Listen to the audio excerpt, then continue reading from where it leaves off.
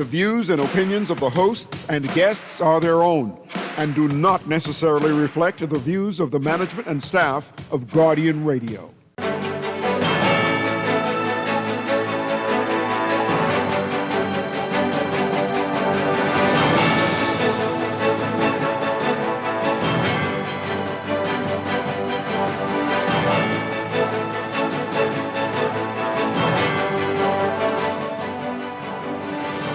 Good morning. The police investigating the country's latest murder. Prime Minister Davis says, be ready for that election call as the leader of the opposition continues to push for early general elections. It's all straight ahead this morning. I'm Dwight Strachan, and this is Morning Blend. Wake up, it's a new day. Wake up, it's a new day. It's the start of a new way. Don't you know that it's the start of the end of the old way. Wake up, it's a new day. Wake up, it's a new day.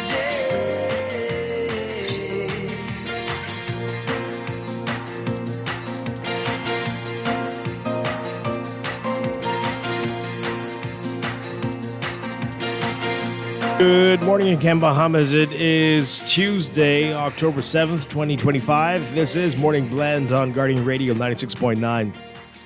Again, I'm Dwight Strachan. In a moment, Adena will be joining us. Also this morning, we're going to be talking about the legislative reform town hall meetings, part of the Ministry of Labour and Public Service, what they're doing. We'll get the details about what to expect tonight and tomorrow. Later, NIB celebrating a major anniversary. We're going to be talking with them about that as well. That's all ahead, but first, it's time for the overnight, the latest breaking news from while we're sleeping, and the top national and international headlines this morning.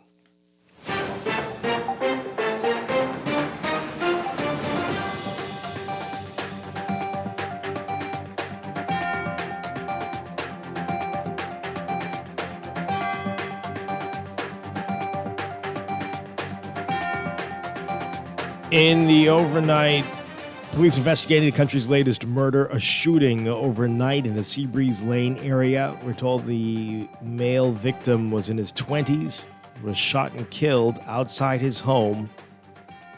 Police telling reporters that the fatal shooting occurred around 8 o'clock off Seabreeze Lane. Police say the victim had just arrived home when a dark-colored Japanese vehicle pulled up and someone opened fire on him, shooting him to death. Police at this time don't know a motive for this incident.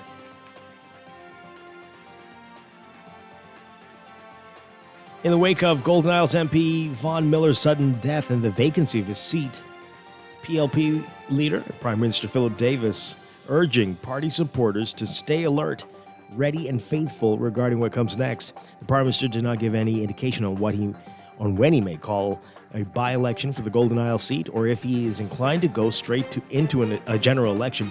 But he told PLPs that they will hear from him, saying, quote, "We have lost a good man, our brother Vaughn.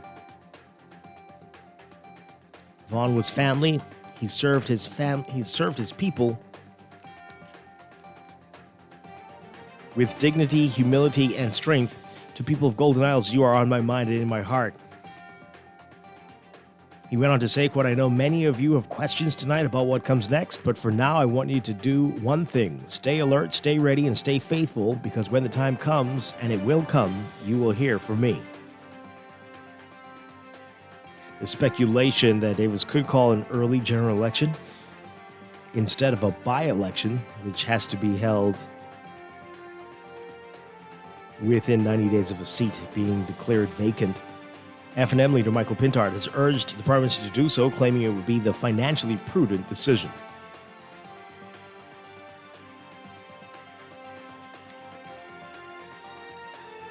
A 20-year-old man who admitted to a 2024 carjacking has been sentenced to 6 years in prison after taking a plea deal.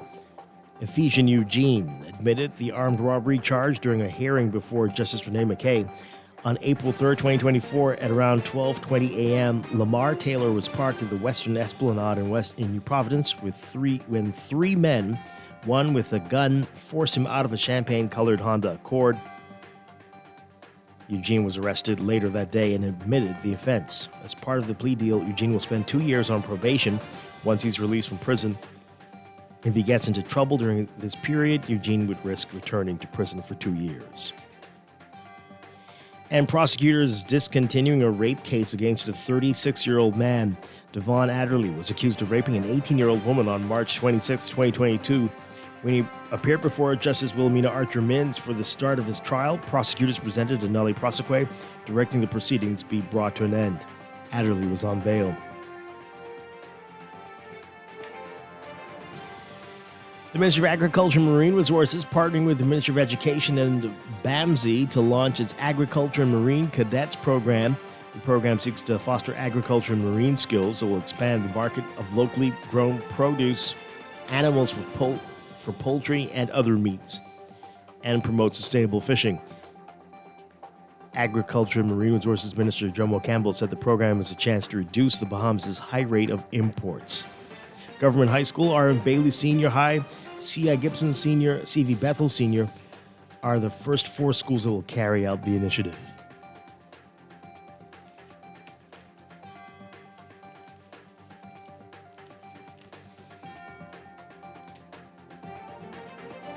And doors to the $7 million Eleuthera Wellness Hospital will open today in Palmetto Point, marking the launch of the first private hospital on the Family Islands, featuring a 5-bed acute care center and a 6-bed urgent care and emergency room.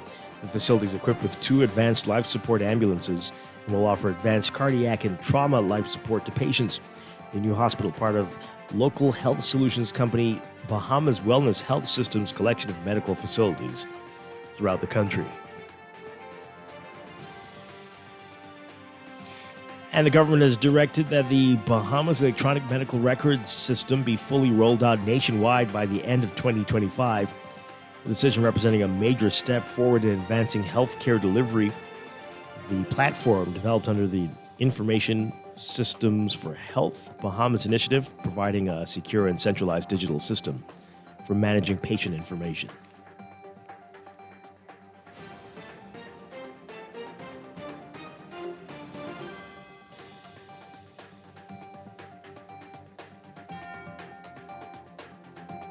Overseas, thousands of people converged on southern Israel today to mourn the dead as the nation marked 2 years since Hamas's October 7th attack, which plunged the region into a devastating war, while Israel and Hamas pressed on with indirect peace talks in Egypt. The main memorial is being organized by the bereaved families, separate from a ceremony that the government will hold on the anniversary next week, according to the Hebrew calendar. The split reflects deep divisions over Israeli Prime Minister Benjamin Netanyahu's leadership, which many blame for the failure to secure a ceasefire that would free the remaining hostages held by the militants. In the Gaza Strip, where Israel's retaliatory offensive has killed tens of thousands of people and razed entire towns and cities, those who can are fleeing another Israeli invasion of Gaza City, while others are sheltering in place, many unable to make the arduous and costly journey south.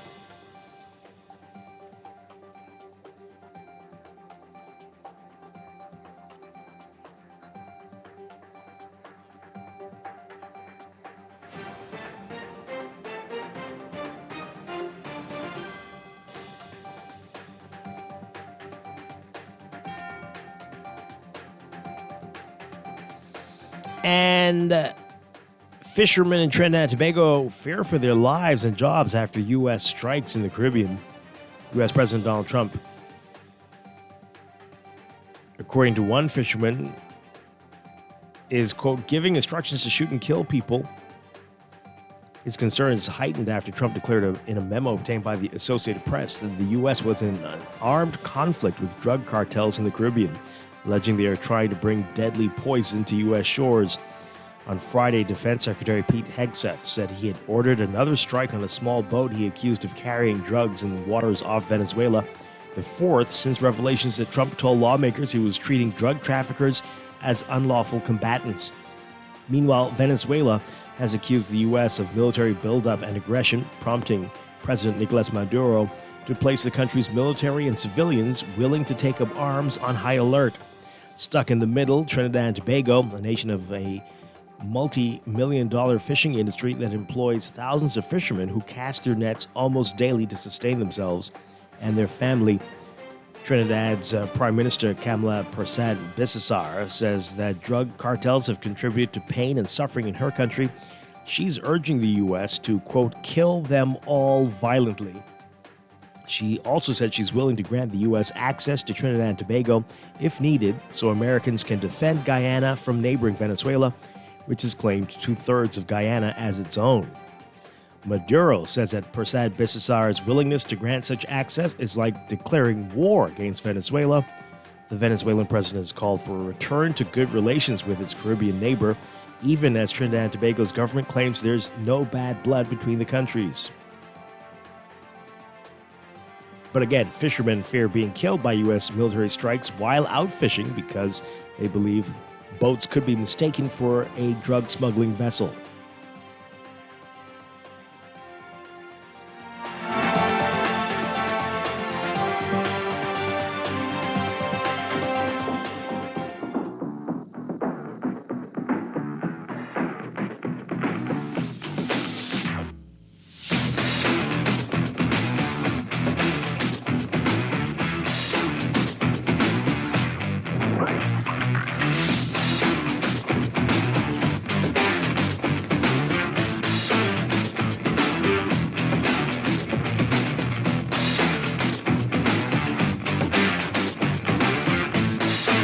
In sports, Bahama Resort's John McEnroe Tennis Center has served as a hub for racket-style events recently. Seven-time men's single Grand Slam champion John McEnroe paying a special visit to the luxury resort Saturday to conduct a clinic for adults and children.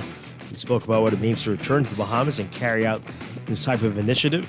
You can read about that in today's Guardian Sports section. From NFL Monday Night Football, Trevor Lawrence tripped and fell to the ground, stumbled trying to get up, finally getting back on his feet, then scrambling for a 1-yard touchdown with 23 seconds remaining, turning a comical miscue into an improbable score as the Jacksonville Jaguars beat Kansas City 31-28. Lawrence, who was serenaded by teammates in the locker room to celebrate his 26th birthday, said, quote, "What a crazy, crazy finish." The chaos ended with the Jaguars 4-1, snapping an 8-game losing streak to the Chiefs, who are 2-3 now, and matching their win total from last season. Patrick Mahomes, who drove the Chiefs into position to take a 28-24 lead with 1:45 to play, had a final chance with 16 seconds remaining, but he failed to muster much of a threat, and his final throw was incomplete, setting off a raucous celebration for the home team. It was a mistake-prone game for the Chiefs. Mahomes had an interception returned 99 yards for a touchdown, and the Chiefs were flagged 13 times for 109 yards in that 31-28 loss to the Jaguars. 4 of those penalties coming in the final 1:45.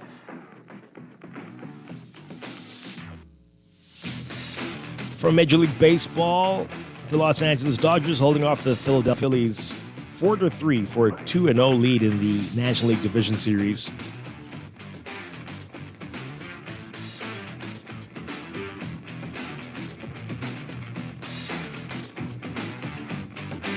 And the Chicago Cubs back home on the brink of elimination after losing 2 straight in Milwaukee. Chicago giving up 3 homers and mustered just 1 hit after the second inning of a 7-3 loss at Milwaukee Monday night.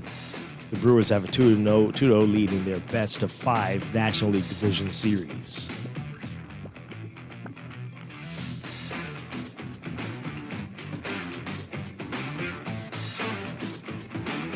That's sports, and that's the overnight. Time for your first look at weather.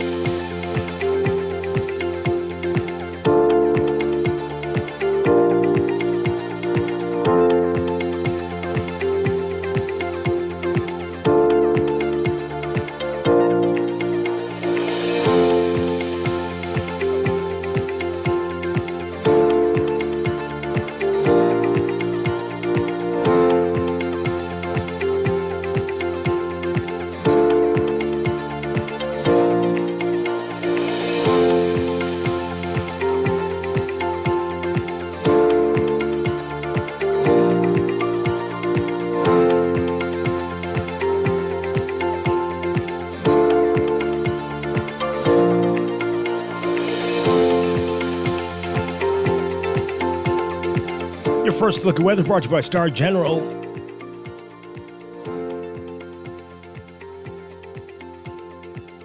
Here's what's going on. We've got cloudy and wet conditions that are going to continue across most of the area today as a mid-level disturbance south of a stationary front across the northern territories will interact with abundant tonight. The front and the mid-level low anticipated to meander across the northern islands for the next few days. That's going to keep a wet weather pattern in place. By Friday, both features will move northwards and merge with another frontal system moving across Florida.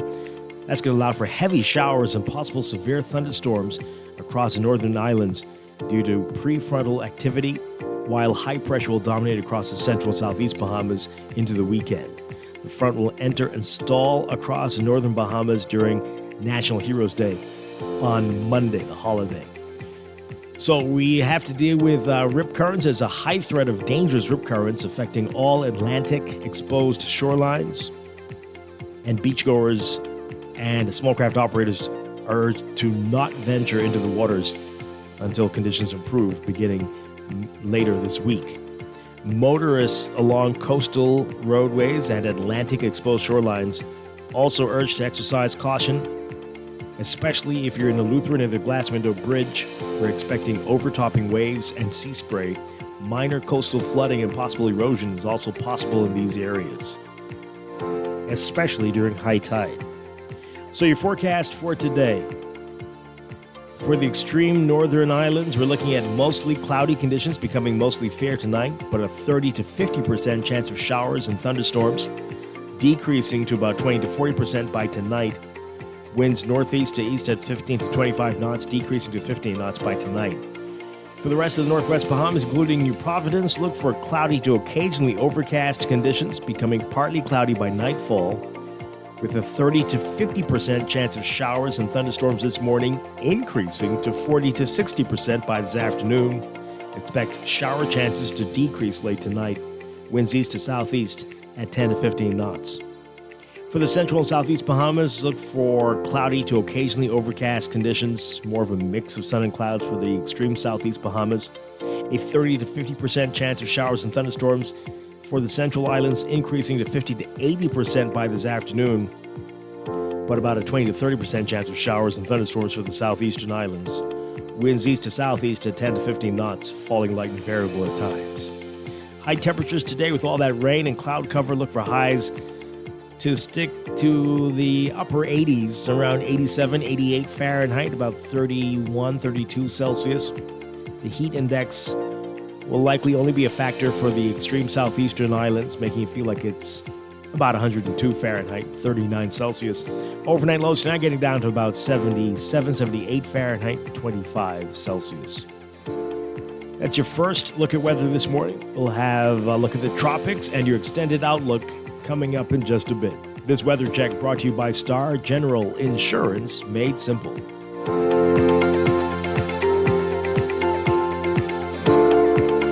Wake up, it's a new day. Wake up, it's a new day. It is time for a break, but when we come back, we're discussing the day's top stories right here on Morning Blend on Guardian Radio 96.9, your home for fresh news and smart talk all day. Wake up, it's a new day. Wake up, it's a new day.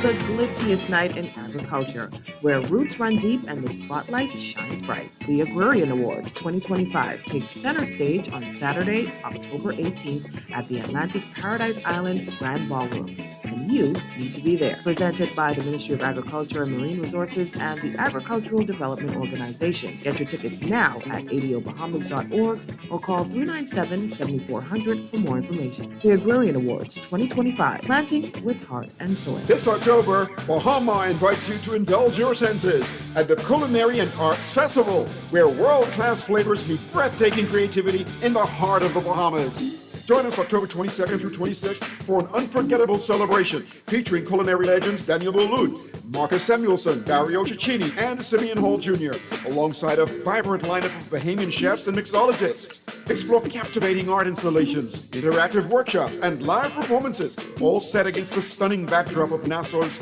premier luxury resort. And don't miss an electrifying live performance by global superstar Lenny Kravitz, headlining the festival's welcome party on Friday, October 24th, with a concert experience you won't forget. This is more than a festival, it's a feast for the soul. Tickets and packages are going fast. Visit Bahamar.com to reserve your spot at the Culinary and Arts Festival at Bahamar, where taste and talent take center stage. Bahamar, life spectacular. Screws and Fasteners World, Balfour Avenue and Palm Beach Street, has those hard-to-find fasteners for you right now. You can find stainless steel regular bolts, galvanized bolts, threaded rods, nails, self-tap screws, sex bolts, anchor bolts, turnbuckles, masonry tools, hand tools, and weed whacker strings. Check out the rope selection and car body fasteners too. Special orders are welcome. It's your #1 fastener store. Screws and Fasteners World, Balfour Avenue and Palm Beach Streets. Call 326-1976. Mommy, are you writing to Santa too? You have Santa. I have CIBC Caribbean. CIBC has sweetened the season so you can bring your holiday dreams to life and wrap a new home or land with incredible cashback deals. Plus, your approved loan gives you a chance to win up to US $5,000. Apply now at www.cibccaribbean.com/sweeten the season. Terms and conditions apply. When it comes to hearts at Cleveland Clinic, you can't miss a beat. You seek the best care possible, work with the brightest minds, and leave no stone unturned to get to the heart of the matter. Because understanding is always the first step to overcoming.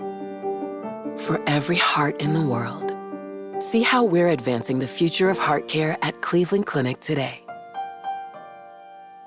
Southwest Plaza has so many stores, I've been trying to find a sensible way to list them all. There's CBS Bahamas, the Asht Institute, BENC Snack World, Bamboo Shack Bahamas, Air, the Athlete's Foot, and BTC, Games and more, John Bull Fine Threads, Alive, Bahari, Dairy Queen, 700 Wines and Spirits, Sandy's Cooks and Island Luck, Starbucks and Lowe's Pharmacy, plus Marco's Pizza and Lorraine. Southwest Plaza, what a wide array of stores. Southwest Plaza, stop by today and explore. Looking to elevate your gadget game or a tech trouble simply slowing you down? Escape to a world of innovation at Custom Computers, your go-to store for the latest cutting-edge tech. Whether you need to upgrade your life with the best from Apple and Windows or your device needs a little TLC, the Custom Computers Know-How Store is the destination for unbeatable expertise and quality repairs. With 2 convenient locations, there's a Custom Computers near you on Patton Street in Palmdale and Caves Village, or call 396-1100. It's time to upgrade the way you enjoy at-home entertainment. Alive Fiber is here. Enjoy all your favorite channels and streaming apps, all at lightning-fast internet speeds with affordable bundles, and it's only a click away. Visit www.alivefiber.com to sign up now. Stay connected, live your life. It's good to be alive.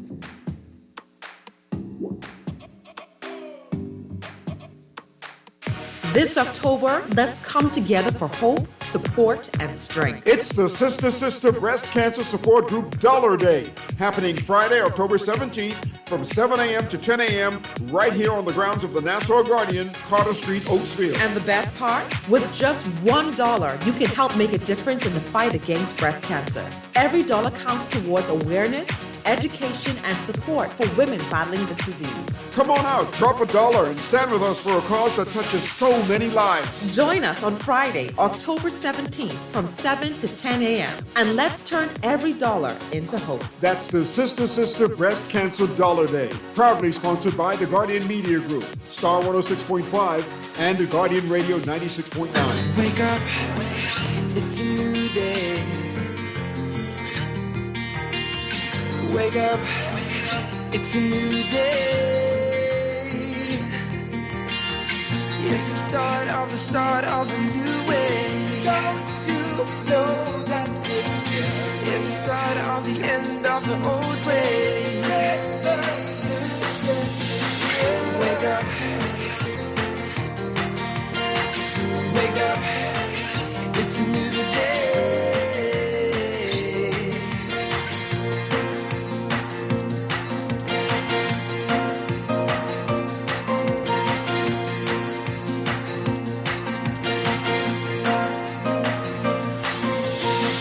Wake up. It's a new day. Wake up. It's a new day. Welcome back to Morning Blend here on Guardian Radio 96.9. We are streaming live on GuardianTalkRadio.com and on the Guardian Radio app for smart devices. We're also on your televisions on Cable Bahamas Channel 969 and BTC Flow Channel 612. You can tweet us at MorningBlend969 or Facebook.com/MorningBlend969. Text us on the Guardian Radio text line powered by BTC 422-4796. Standard text rates apply. Once again, I'm Dwight Strachan. Joining me now, Duquesa Dean. Duquesa, good morning. Good morning, Dwight. Good Tuesday. Happy Tuesday to you as well. Hope everything's going well. Going well, thank you. Wonderful, wonderful stuff. All right, we got a lot to talk about this morning. We're going to be talking with the Ministry of Labor and Public Service. They have a big town hall meeting tonight for New Providence. They've won in Grand Bahama this week as well. They're looking at legislative reform in that town hall meeting. We'll get all the details and tell you why you need to attend that town hall meeting. We'll get to that in just a bit. Later, we are talking with NIB. They are celebrating a big anniversary today. Their 51st anniversary, and we'll talk with them about their work this morning. That's all ahead. But right now, let's get into what else is in the news.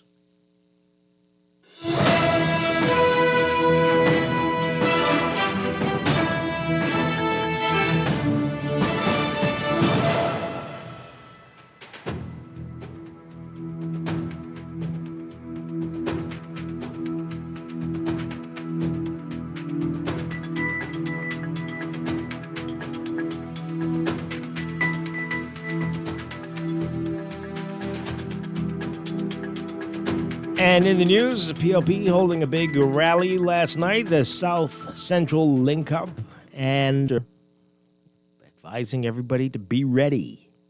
Be ready. When the time comes, you will hear from me. What's he talking about? Well, Rachel Scott writing about it in today's NASA Guardian.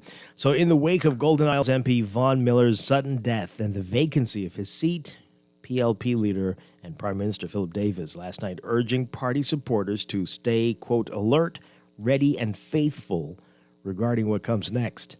The Prime Minister did not give any indication of when he may call a by-election for the Golden Isles seat or if he's inclined to go straight into a general election, but he told PLPs they will hear from him. Yeah. Speaking at that South and Central Link-Up rally at the Garden Hills Park off Blue Hill Road, the Prime Minister said, quote, "My brothers and sisters, we have lost a good man, our brother Vaughn. Vaughn was family. He served his people with dignity, humility, and strength. To people of Golden Isles, you are on my mind and in my heart. I know many of you have questions tonight about what comes next, but for now, I want you to do one thing. Stay alert, stay ready, and stay faithful, because when the time comes, and it will come, you will hear from me." Okay, I don't know if anyone had any doubt about that, but sure. Miller, who has represented Golden Isles since 2017, first as a member of the FNM, died suddenly last week. His seat will be declared vacant when the House of Assembly meets again, after which the government will have 90 days to hold a by-election. Miller's funeral is set for October 24th.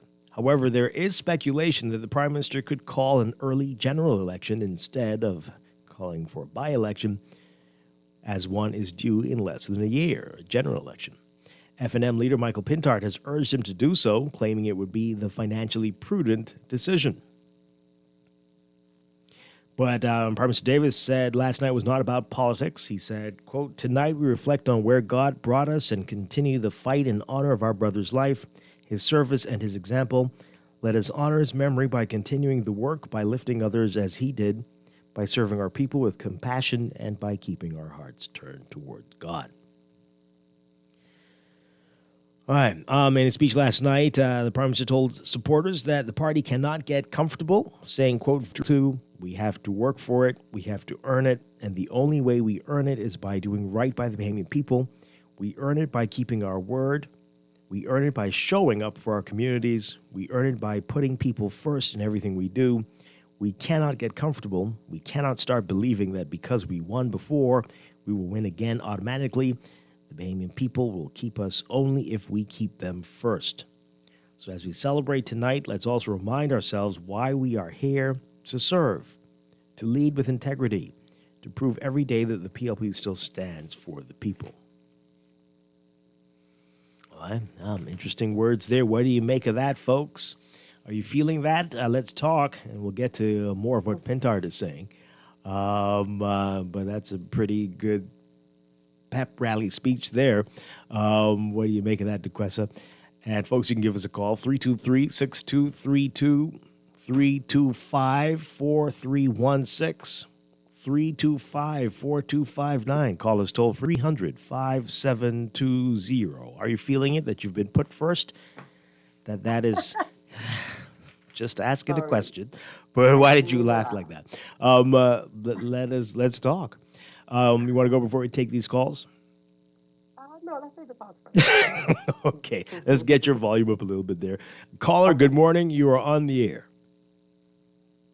All right, caller, good morning. You're live on the air. Yes, good morning. Thank you for taking my call.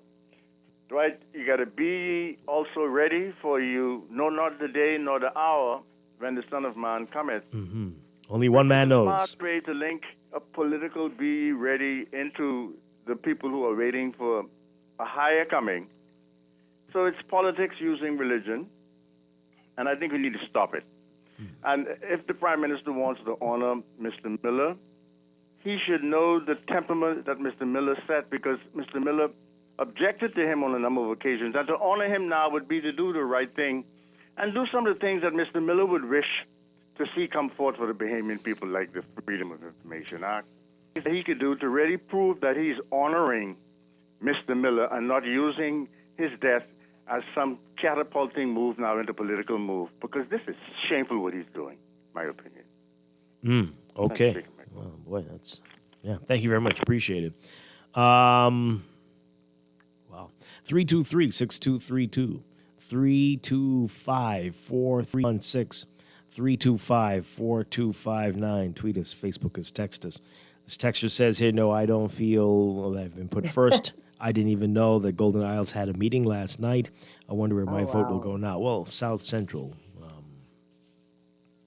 So I'm not sure if that's necessarily Golden Isles. Maybe. I have no idea. But it was in Garden Hills. Yeah, well, I mean, you're being put on notice that at any particular time now, your vote could be called on to either keep this government in or do whatever. So it's, I guess, it said be in a state of readiness for that.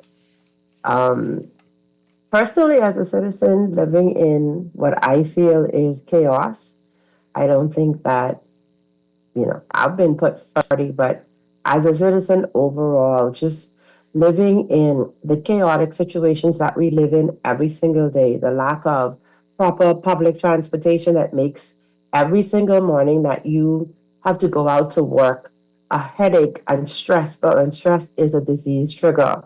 The fact that you cannot do business easily in the country is another headache.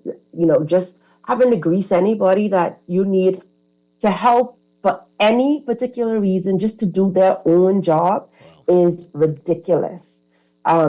Just the overall cost of living, the lack of basic supplies, the lack of support for people who, don't even get me started about the conditions that patients have to endure, the fact that there are not supplies that the medical people need to save lives. No, I am not a priority. I feel like I live in a chaotic country where the priority is not its citizens. Anything that I see a big recognition for truly is how many millions of people are visiting our country, airlift or cruise or whatever. And I mean, that's a great celebration, but there's so much more that's needed. Now, So much more that's needed. Now, let me ask you, have you always felt like this, or has it gotten worse of late? It's gotten worse. Oh. It's gotten worse. I've had these feelings both the FNM and the PRP.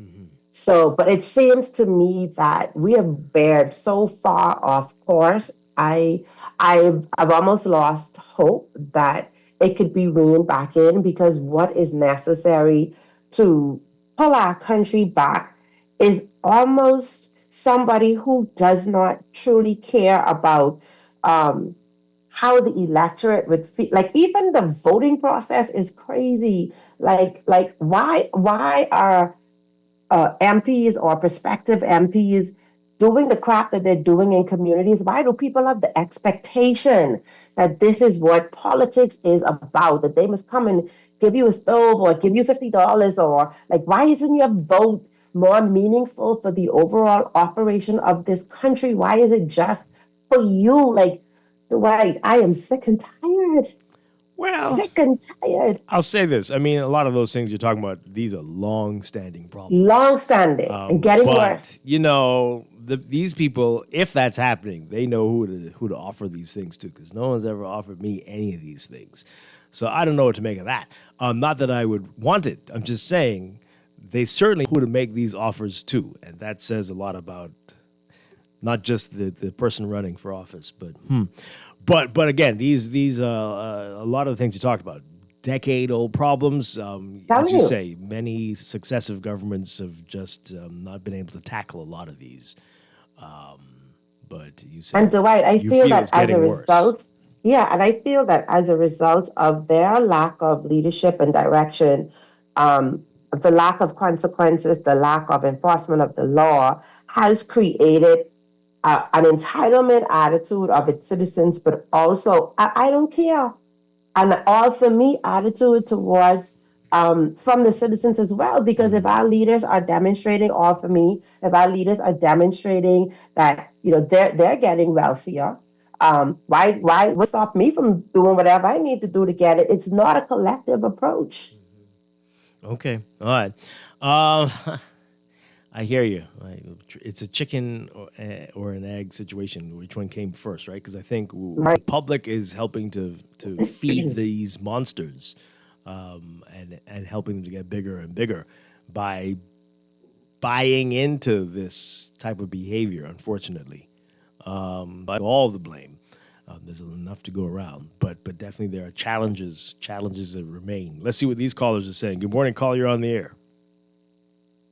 Good morning. Hi. Yeah, no, I do not feel like a first-class citizen in this country. And I'm from the island of Grand Bahama, and honestly, things have gotten worse. They came in the by-election and put more promises on top of promises, and now they just left it and that's it. And you want to talk about heading into a general election? You can't be serious. Oh, so you don't think he should call the general election yet? I mean, he needs to start working first. Oh, okay. Okay. All right, thank you very much. Appreciate it. Let's take another call. Caller, good morning. What say you? Dwight DeGressa, good morning. Good morning. Good morning. DeGressa, I can tell you I felt every single last word that came out of your mouth this morning. Many of us who believe in this country, we know that this country has gone backwards. Things have gotten worse. And here's the kickoff for everything. You know, this current administration, well, the party itself claims to be a party for the people. In other words, things of this country should have been improving from the time they came into where we are now. And that has not happened. They are supposed to be the standard bearer for everything good in this country for Bahamians, and that has not happened. Now, for anyone to come and try and rebuke, to say that it isn't so, then they say they're living in La La La or Nanya. Things in this country has not improved for the average Bahamian, despite the fact that they may say that there are some advances that has happened under their watch, but the Bahamian people on the ground, we're not feeling those things. I'll close on this one reminder. We are still waiting for the Freedom of Information Act to be enacted. We're still waiting for the office of the ombudsman to happen. We're still waiting to find out what is the benefit of all these trips the current administration has taken on behalf of the Bahamian people. These are questions that require answers. We are not feeling these things on the ground. And anytime people on the ground want to speak truth to power and expose these things, they're then either targeted financially, they're either taken out in terms of lack of benefits. But I'm going to tell you, the nonsense has got to stop. We as Bahamians, we need to stand up for truth, righteousness, and justice in this country, or else we will continue receiving what we are getting today, and it's not getting any better. Thanks for taking my call. Okay. Thank you very much. Oh, boy. Let's take another call. Good morning. You're on the air. Hi, are you there? Hello. Hi, good morning. Good morning, Mrs. Strong. Good morning, Decresser. Hi, turn on your radio a bit. We got a little bit of God feedback. bless her. Of course, we would have to agree with the press. For me, here's what's inglorious. I wouldn't even like to repeat what the other callers are saying because they're absolutely correct. But what is inglorious for me is selective justice. And, we need, I don't know if independent journalists or whatever, but we need disclosures on, let's say, the situation at CID and all the problems within the police force, et cetera, et cetera. I don't know if you saw the recent event with the police being accused of going across the road, Ray. We see the Prime Minister. But what was most inglorious is I feel the same thing as all citizens. I'm an early senior citizen, Dwight, and I'm looking at the reciprocity of our tax paying and Dwight and the Cresser, between them, I can't remember the last caller, Jeff highlighted the fact that the government always weaponizes the taxpayer's money against them during the run-up to elections. And also, it's very inglorious that the PM would say we don't have an immigration problem, a migration problem. And so I thought that was a big slap in the face. And for me... I don't think he said that. He said he wouldn't call it a crisis. You don't have a migrant problem. He's a crisis. He said he wouldn't use the word same thing, Dwight. What's the problem? It's not the same thing. So, Dwight, the other day, a famous politician was just south of my corner, and a young lady came up in my opposite shop and said, this Mr. So-and-so is to the next corner, Ray. And I was come and see him and talk. And I might say, for what? So that's my attitude. You understand me? So, which is it? And the Cresser, last time I used on the air, I'd used the word mum. I know you asked me what I said. The word was mum, which means to be silent. But also, Mr. Strong, I'd like to finalize that. It seems to me as if you haven't heard of professionals and pundits, right? In which they agreed with me. So your guest yesterday, I kind of take that as ill advice because in other words, she's telling me to be quiet. When I do meditate, I do exercise. So I suggest when people don't conform, I guess you consider them to be crazy, or in other words, she's telling me to live a lie, Mr. Strawn. I have to be me. Everybody on the earth cannot be alike, Mr. Strawn. You have to give people a chance to express themselves, and I appreciate it very much. But you have to listen sometimes. I think that's what she was doing. I'm being correct about many things, and no one has apologized to me for anything. Okay. I think that's what she was doing. She was saying sometimes you just have to take a break. Not you personally, everyone in general she was giving advice to sometimes so that it won't set you over the edge. Take a break from social media and all media just to regroup, catch yourself. To question, you do that all the time, right? As part of self-care. Yeah. You can't. Even I can say, listening to Guardian Radio all day does something to me. But yeah, so, you need quiet. Not even saying that. Just take time to chill. All right, text line. This person says here, I was texting your show now for almost 4 weeks about paving a hole on Blake Road. Now it has turned into a trench. Someone please fix it. This place is falling apart. Wow. Okay. This texter says here, I don't feel like Bahamians are put first in respect in their country. The Prime Minister seems to be famous for hot air and meaningless speeches. Whoa. Besides be ready and faithful are political rally words, we need and want change. Another person says here, with general elections in a few months, I say call it early so taxpayers don't have to pay for 2 elections. Well, okay, so if anybody's really worried about paying for 2 elections, you don't have to run the elaborate, crazy campaign for the by-election, and some of these parties don't have to run at all. It's not going to make any difference to anybody if you win this seat. So, right? It's bragging rights and psychology probably, but you don't have to go overboard on this one. Do you really feel you need to? Is it all about winning? Is that all that matters? Mm-hmm. call it. Don't run. We don't. I'm sorry, but we were going to wait for the general election. You could say that. So, show us what really matters to you. Is it all about the win? What say you, caller? Good morning. You're on the air. Morning. What's up, man? Right here. You know, unfortunately for us and Grand Bahama, we are in full speed reverse. You know, at least under the last administration, at least we had a pending sale of the hoop. That is completely dead. On two occasions, the government threw these lavish parties that produced no results. The bazaar is dead. The tourism market is dead. So in Grand Bahama, we are in full speed reverse going backwards. So I think this government is being worse, the Grand Bahama, than any administration before. So I don't even think they need to call that election. I think they need just to leave the keys on the desk, turn the lights off, and just walk away. Oh, wow. I'll hang up and continue to listen. Oh, boy, that's rough. Okay. Well, I mean, dead. Is it dead? I don't know if it's dead, but it's not showing much signs of life. That part for real. But wow, that's tough stuff. Let's take another call. Good morning, caller. You are live on the air. Hey, good morning, Dwight. Good morning. How you doing? Doing well. Yeah, Dwight. The country ain't dead. We just in a coma, man. You know, it's the same type of symptoms, you know, because you can't really say nothing or you just stare at well, right? But I really believe the Prime Minister need not to attempt a by-election, because I don't even see that happening, Dwight, because, you know, the parties are on the ground right now campaigning for a general election. So for the Prime Minister, or I wouldn't even go for the PLP to think that it makes sense at this time to go in a by-election. It makes no sense, and I don't think they go in there, because it's only going to be an embarrassing run for them if they do, right? So and no party wants to go into a general election being defeated in a by-election, Dwight. So I don't see that happening. This unfortunately will cause some form of early election, because nobody wants to go into a general election being defeated, especially these two major dinosaurs of a parties. They don't want to go inside, and that's why the opposition leader is so eloquently asking for or suggesting that the Prime Minister.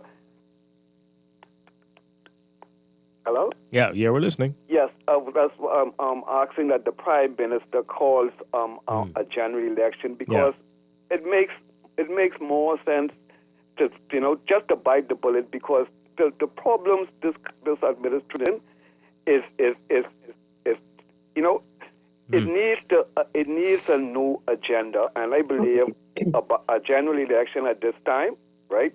Yeah, is more appropriate. Okay. Have a nice day. Thank you very much. Appreciate it. Well, again, as I said last week, they don't have to run.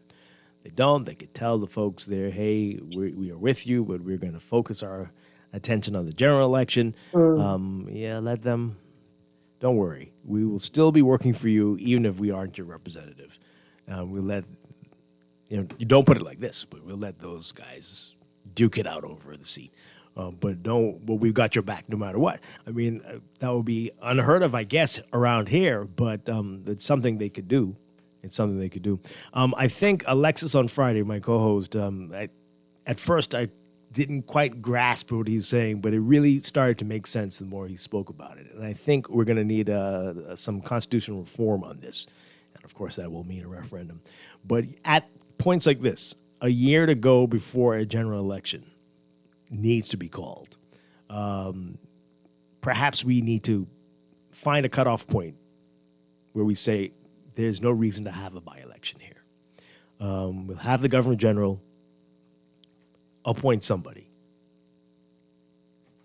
until the general election is called. Maybe a relative of the person, maybe somebody else. I don't know. But anybody, because it would be insane to have a by-election. That probably would make more sense. Yeah?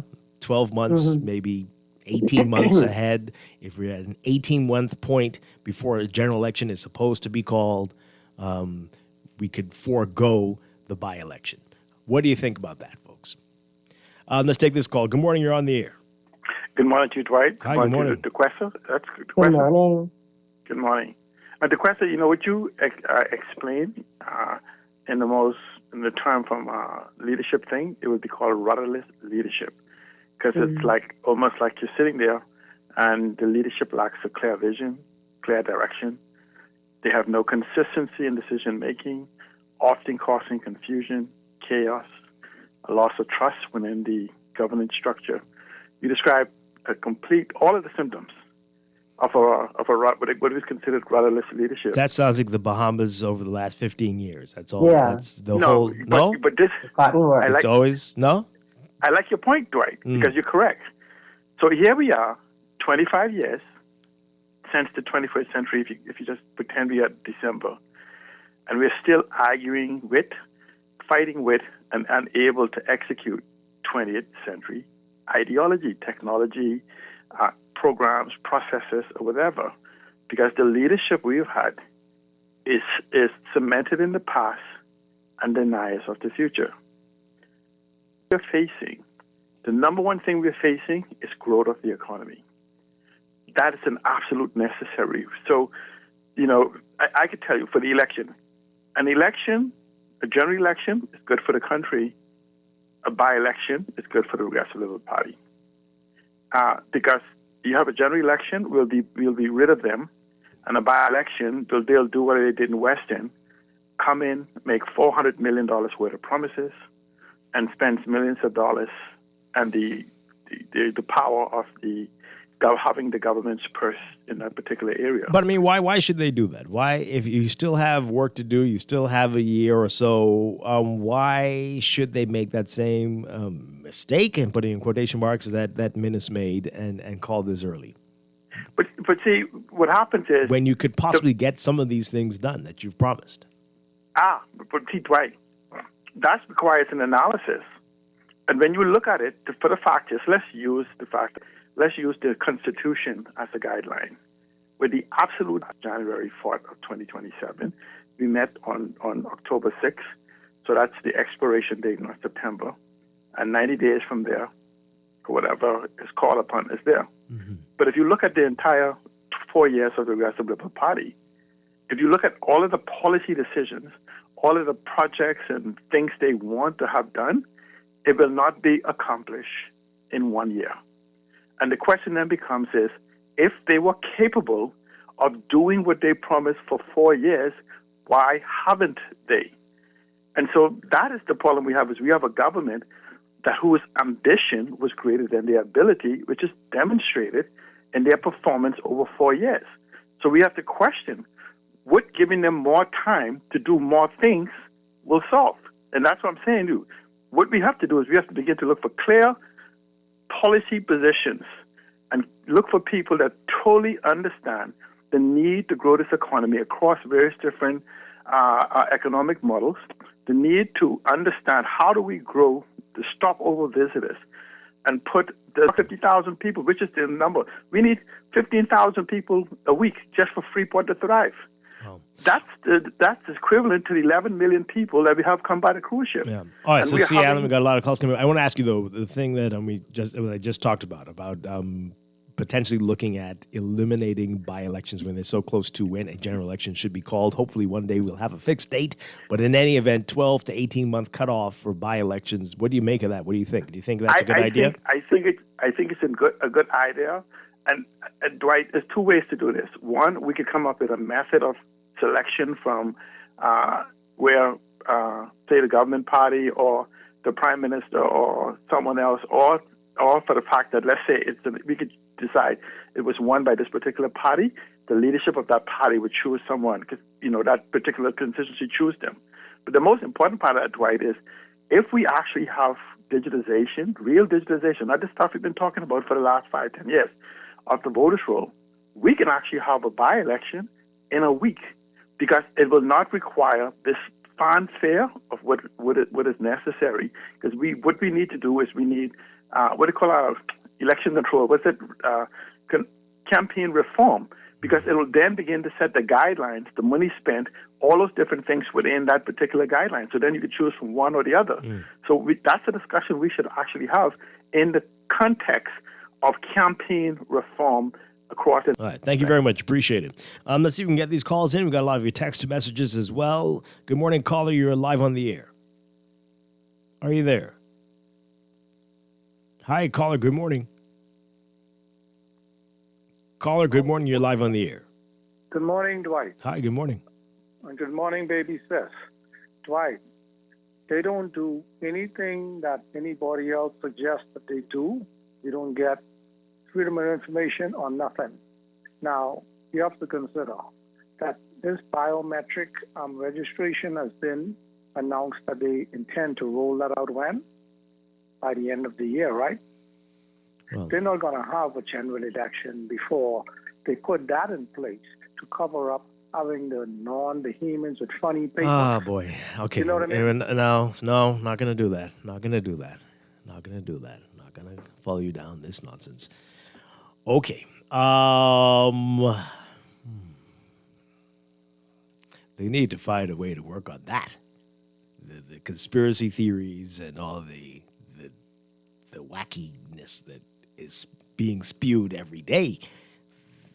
Can they work on that in a year? I don't know. Caller, good morning. You're on the air. Hello. Hi, good morning. Good morning.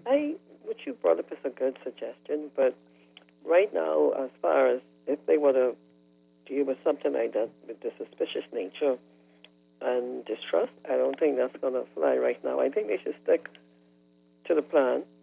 You know, it's unfortunate we have, had 2 deaths in one term with sitting members, in the cabinet. But to go with the by-election or low-key by-election, you don't have to make that big investment. Right. And the Prime Minister, I hope he does not take the advice of the Leader of the Opposition and call an early election. You can't have a repeat of what Dr. Minus did. That's you go the distance, win, lose, or draw. You see your plan or your agenda out to the end. There is a plan in place. Take it to the finish line, and let the Bahamian people decide who they're gonna, who was successful, who, judge them on their record. You will have a safety. Okay, thank you very much. Appreciate it. Some text messages here. This person says here, I think this person's living in a parallel universe, maybe one of the multiverses. Under the PLP, salaries have gone up. What, minimum wage? That's what they mean? Food has gone down. Down where? On the floor? Where did they shop? What? Where did they shop? What's happening? This is the PLP in Bermuda. What? New healthcare facilities are being built. Investments are everywhere. Consider where we were 4 years ago to now and ask yourself, has nothing improved? Maybe it's nothing. Maybe it's sarcasm. Yeah, I don't know if things are worse or better, but definitely some of those things are not correct. Food prices have almost across the board entirely gone up. And salaries, I mean, maybe in the public service. I mean, marginal. There were marginal increases in salaries, but is it a livable wage? Well, you mean the minimum wage part. But okay, well, in the public service, a lot of people did get, anyway. How much, that wasn't though? across the board for Seriously. everybody. How much? In the private sector, it hasn't necessarily been the case. So, but I guess they don't control that. Is that what you're trying to say? Huh. I think your money buys what's happening here. We're getting some. And what sense is it to create or build new facilities when you're not operating the current one efficiently? Are you going to build a new facility to get it in the same position this one is in, where you don't have basic supplies to save lives? Please don't. And can your dollar buy as much as it did 5-10 years ago? I don't.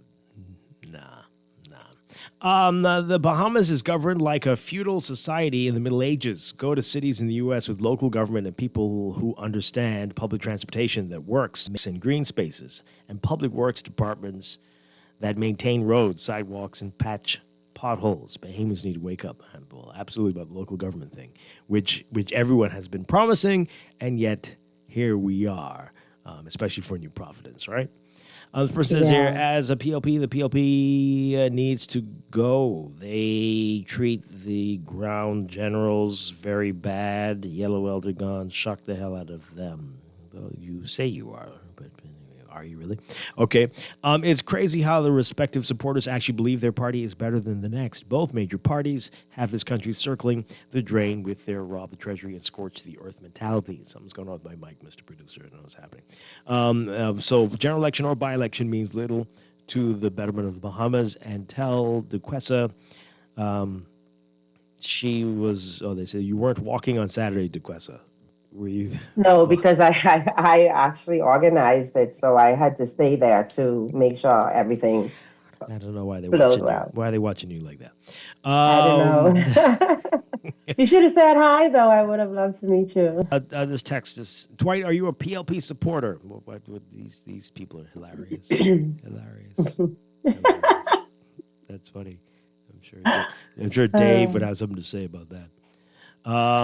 Shame on you calling citizens concerned with immigration nonsense. Is that what I did? I said talking foolishness about biometric cards because that's crazy. You all hear what you want to hear, though. Let's go to the news. This is Morning Blend on Tuesday morning here on Guardian Radio. We'll pick this up on the other side. Stay with us.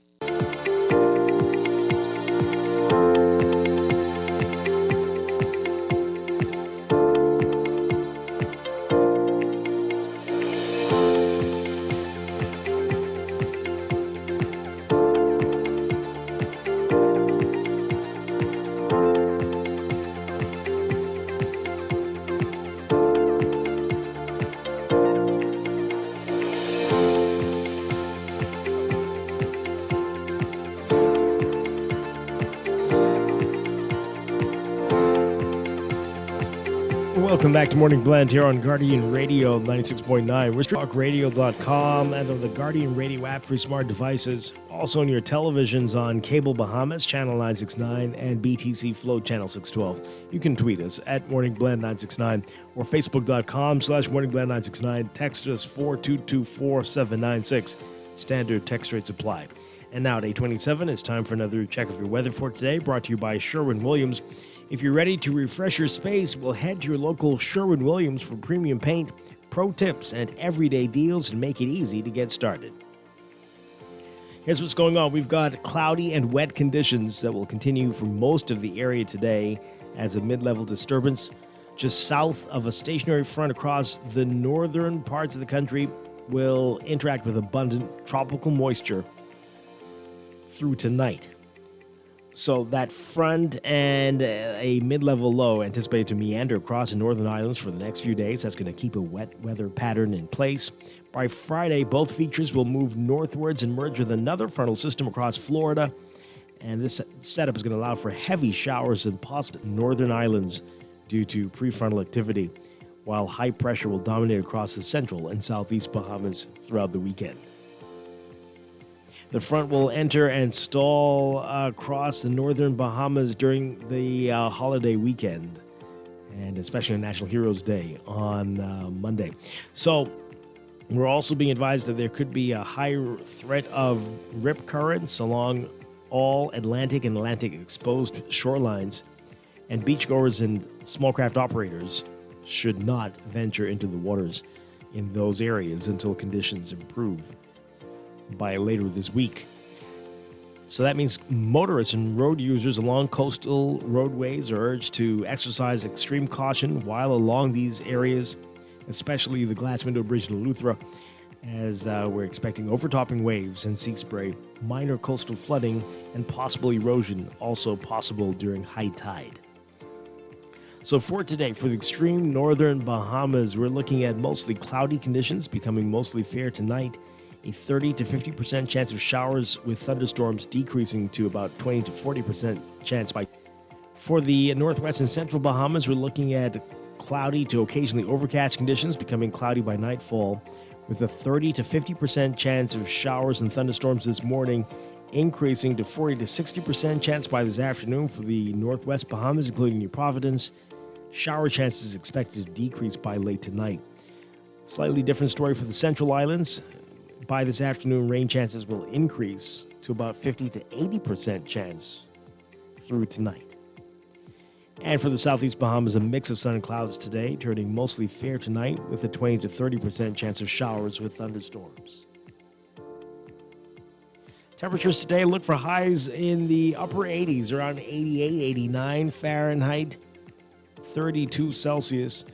Heat index won't be much of a factor for most of the country with the cloud cover and rain, but for the extreme southeast Bahamas, it could possibly feel like it's about 102 Fahrenheit, 39 Celsius. Overnight lows tonight getting down to about 77 Fahrenheit, 77 to about 78 Fahrenheit. It's about 25 Celsius. In your extended outlook for tomorrow, Wednesday, mostly cloudy for the northwest and central Bahamas, but for the extreme northern Bahamas and the southeastern islands, a mix of sun and clouds turning mostly fair at night, with a 30 to 50% chance of showers and thunderstorms for the northwest and central Bahamas. By Thursday, cloudy conditions, the southeastern islands seeing partly sunny conditions. Rain chances elevated for the northern half of the country. And by Friday, cloudy to overcast for the northern half of the country, partly sunny for the central and southeast Bahamas. A 50 to 80% chance of showers with thunderstorms and severe weather possible by Friday for the northern half of the country. That will hold into Saturday and even into Sunday and your holiday on Monday. In the tropics, we're watching a couple of areas. In the central tropical Atlantic, an area of low pressure located about 1,500 miles east of the Windward Islands is becoming better defined. The system has an 80% chance, now a high chance, of becoming a tropical cyclone in the next few days, within 48 hours, in fact, and a 90% chance within the next 7 days. The tropical depression could form within the next day or so.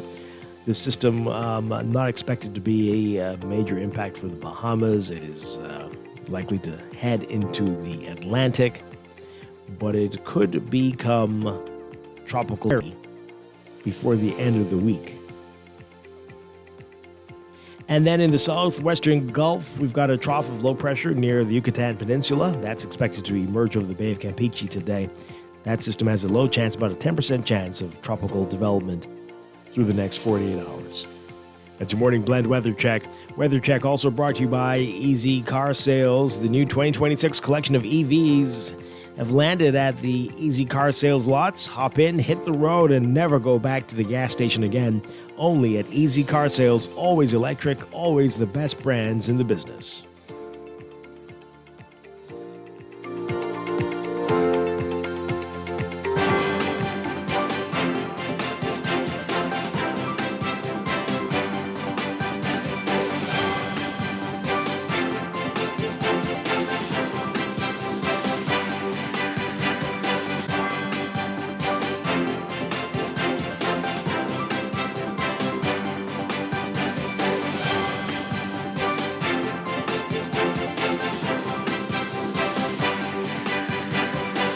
And we've got another check of your traffic by RBC.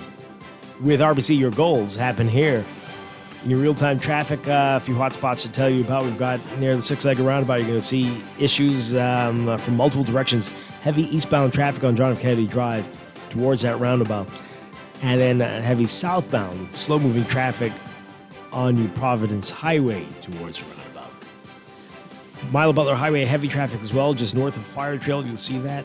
And well, straight up to Tawny Williams Darling Highway if you're heading northbound. Over on Blue Hill Road, as usual, you're going to be seeing that. Well, this is actually unusual. We are seeing heavy southbound traffic coming off of Independence Drive there. Very much not what we normally see at this hour, and Independence Drive is backed up quite a bit westbound. Blue Hill Road is going to be busy straight down to Soldier Road if you're heading southbound, not the usual northbound that we see. But once you get north of that roundabout, you will see that on the way to Robinson Road and up to Cordo Avenue. Heavy traffic for you there if you're heading northbound. Poinciana Drive looking busy for you from the intersection with Blue Hill and Wolf Road straight up Drive.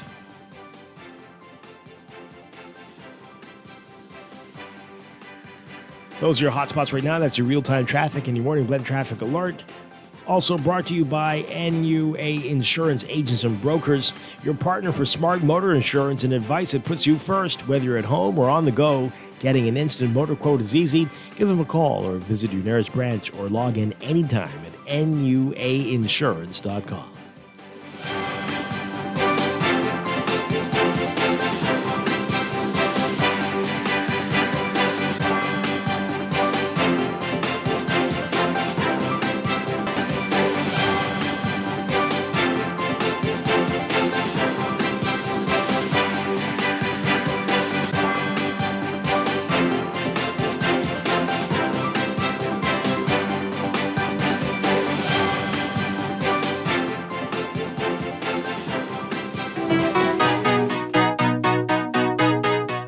There's nothing colder than your shoulder when you're dragging me along like you do, like you do.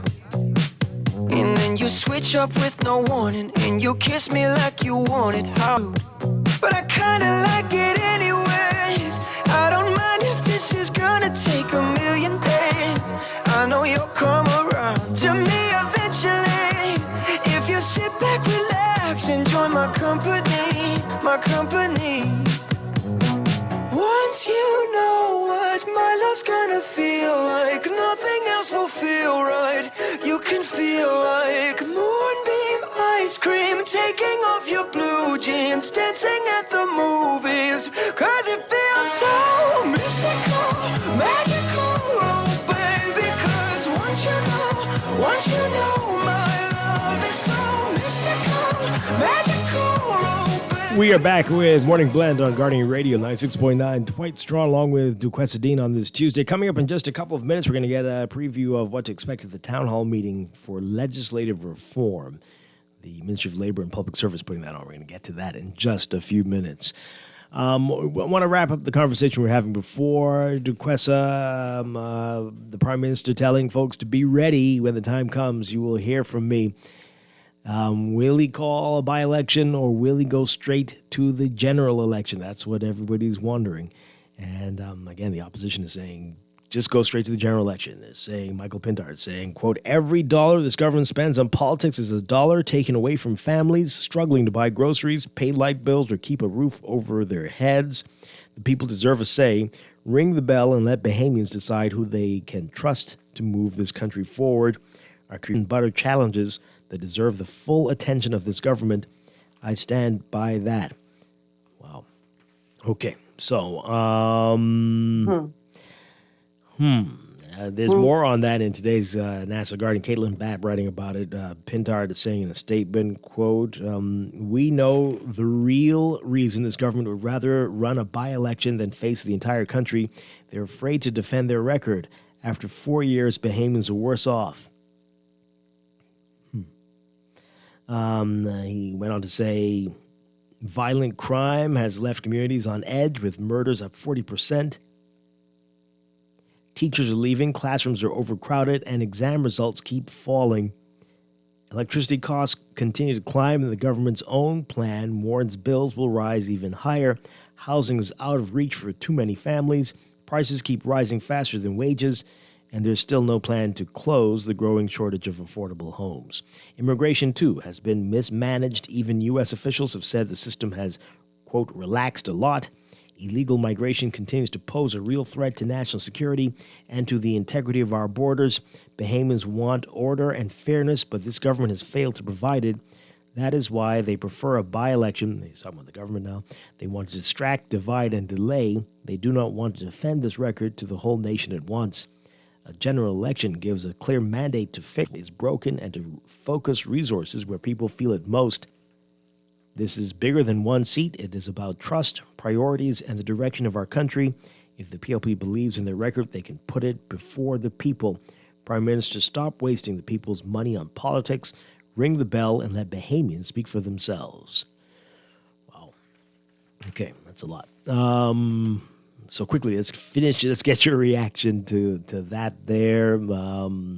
Got a few messages here. You can get your final calls in 323-6232, 325-4316, 325-4259. Call us toll free, 242-300-5720. Does it mean that if they do call a by-election, the FNM would not run anybody? What do you think? Do you think they would say, no, we want to focus on the bigger picture and not waste money? Or do you think they would still fight tooth and nail for the seat? Of course they would. Got to practice what you preach, though. You got to practice what you preach. I absolutely agree. But why would they give up the opportunity to have a foot in that seat if there is a by-election? So, wow. Here's a text. Do you remember when Minus called a snap election in 2021? How could we? There was talk that he may not get a Prime Minister's pension for not completing the 5-year terms anyways, because 5 years of trifling governance is simply too much for certain unscrupulous wannabes. Okay. Wow. Dwight, you are killing your show by dismissing the callers who have a different outlook on the haste to implement biometrics. Anyone who has a narrow doesn't deserve a brain. Oh, okay. There must be extreme oversight prior to incorporating citizens into the system. Can we use AI to detect fraud at home and abroad? Okay. It almost sounds like Prime Minister Davis and the PLP was having church last night at the rally. Too little, too late. Goodbye and good riddance. Enough is enough. Put a fork in it. It's done. Retire up, Mr. Davis, and his nightmare government. Okay. I do not understand Prime Minister Davis and the PLP. He said at the rally last night that Von Miller's...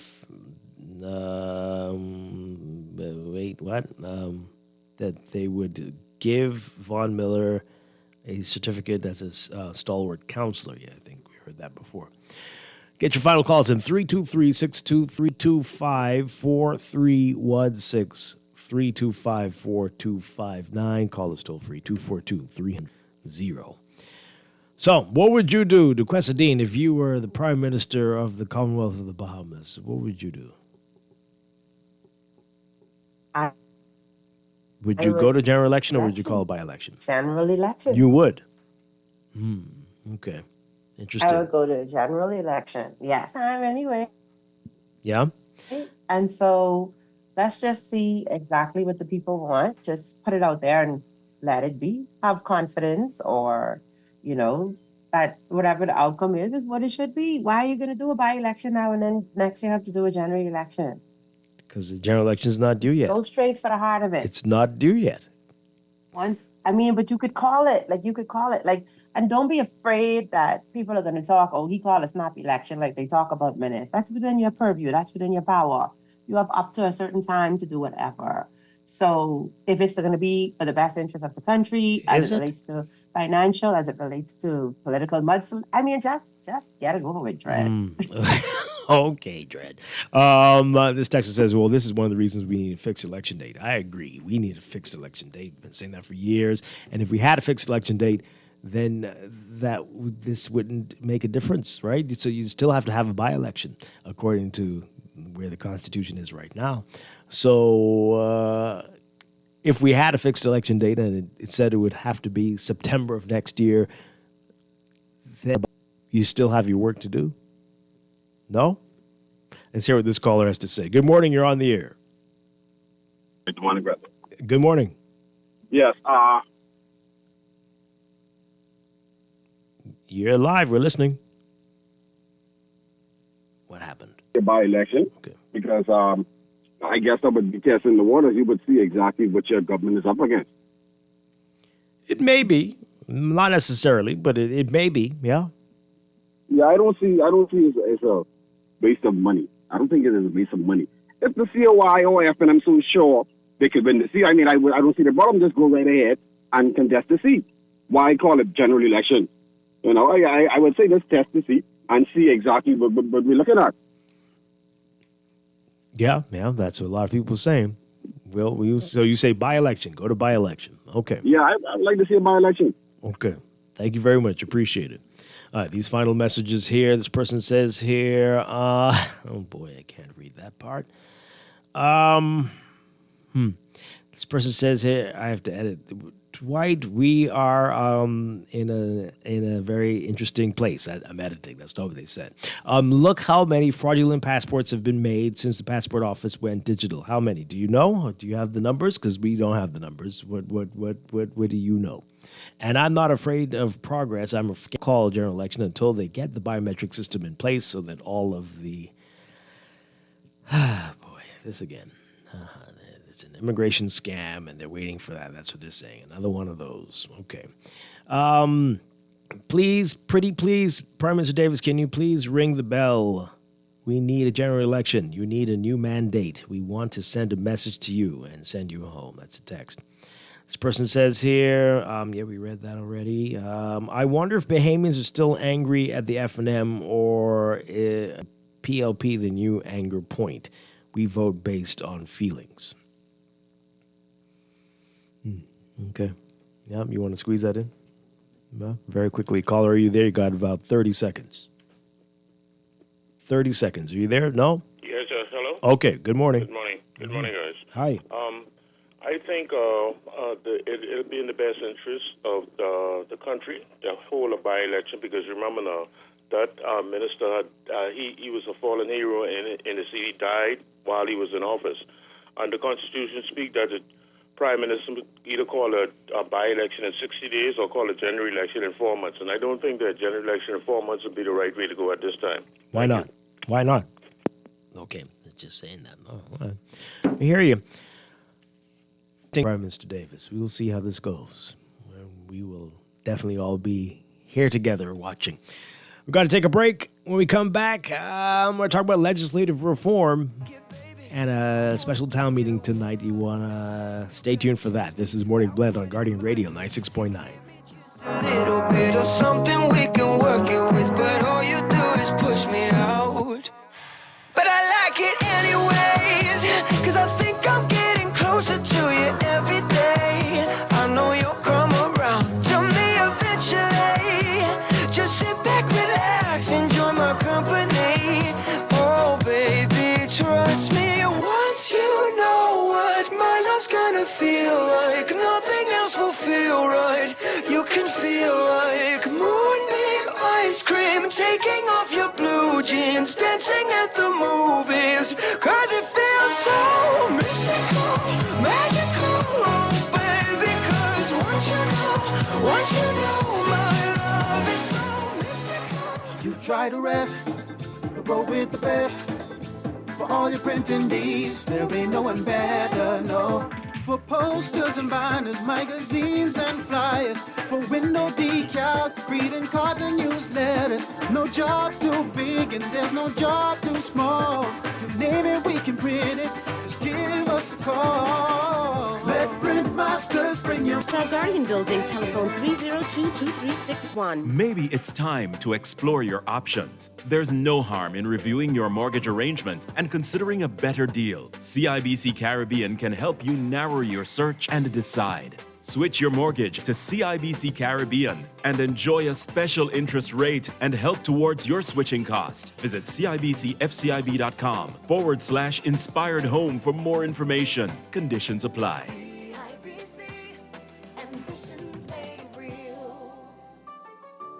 Your solution for rising gas prices and expensive car maintenance has landed. Brand new 2026 electric vehicles from BYD have arrived at Easy Car Sales. Imagine no more gas and major savings on maintenance. Test drive a BYD EV today and save thousands with the car that redefines driving. Visit easy242.com for our 3 locations, in-house financing, and more. Easy Car Sales, the only authorized BYD dealer and warranty provider in the Bahamas. No one likes a fender bender. Oh, man. From a little scratch to a full mashup, NUA Insurance has got you covered with auto insurance tailored to fit your needs and budget. For affordable rates with free on-site accident assistance, visit us online or in branch and just ask us. NUA Insurance. Wake up, it's a new day. Do you know who's giving you $1,500 cash back? None other than Chevrolet. Test drive the classy LTZ-trimmed Colorado truck, or the sporty Trax RS, or the family-friendly Captiva SUV. Or how about the fuel-efficient Groove? Whatever your choice, you will be riding safe with a 3-year bumper-to-bumper warranty from a dealer that's been around for over 85 years. Get down to Nassau Motor Company on Shirley Street and select a model that gives you $1,500 cash back. Chevrolet, built with the innovative technology you trust. Maybe it's time to explore your options. There's no harm in reviewing your mortgage arrangement and considering a better deal. CIBC Caribbean can help you narrow your search and decide. Switch your mortgage to CIBC Caribbean and enjoy a special interest rate and help towards your switching cost. Visit CIBCFCIB.com/inspired home for more information. Conditions apply.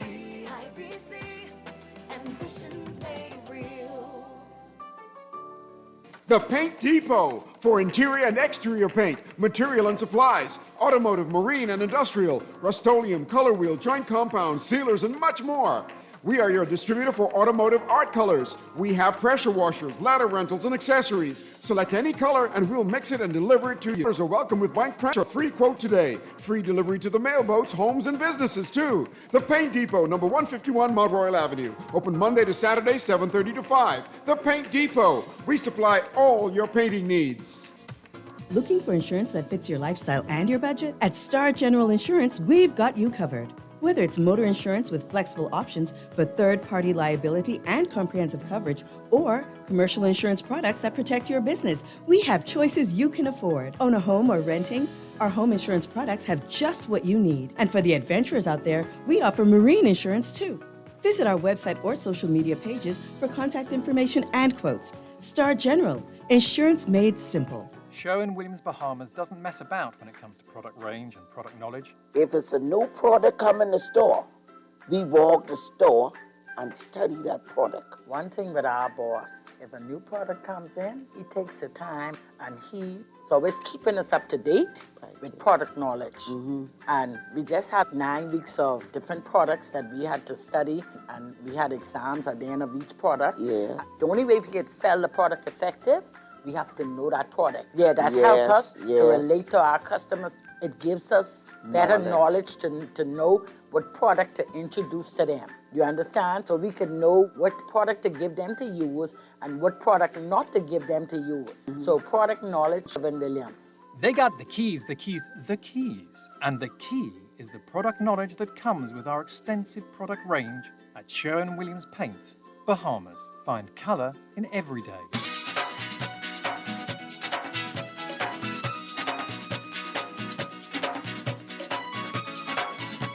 Music, man.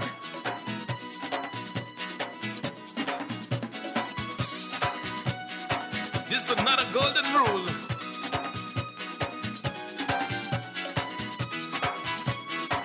Take it and don't be no fool. Check this. You'll never see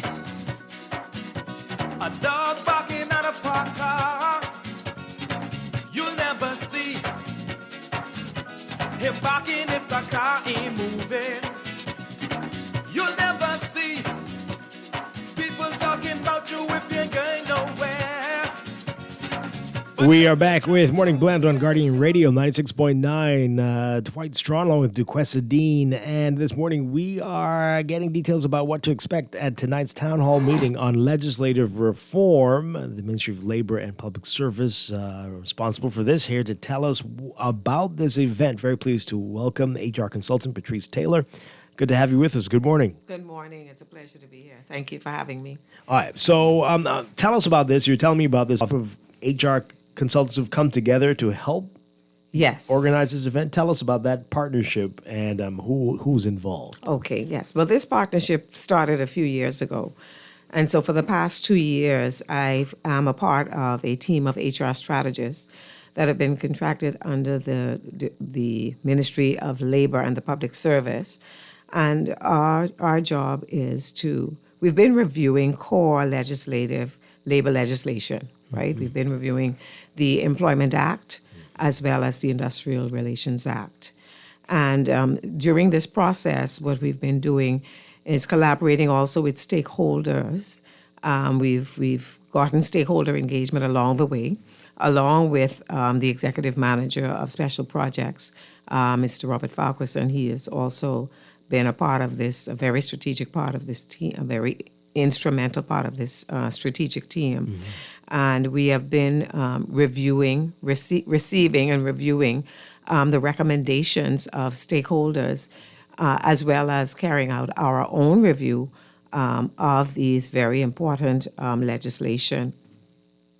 And so now we are at the point of public engagement, and that is the purpose of this town hall meeting that will be held tonight as well as tomorrow in Grand Bahama. Yeah. Really about bringing these legislations up to modernizing these legislations and creating a more effective and efficient system for all Bahamians. Okay, so you said all Bahamians. So it's not just people in the public service. This no, is sir. for all this employees. Is for all employees. Okay. This is national. All right. So give us an idea of some of the things that might need to change, that seem a bit antiquated, that need to be modernized, what you've seen so far.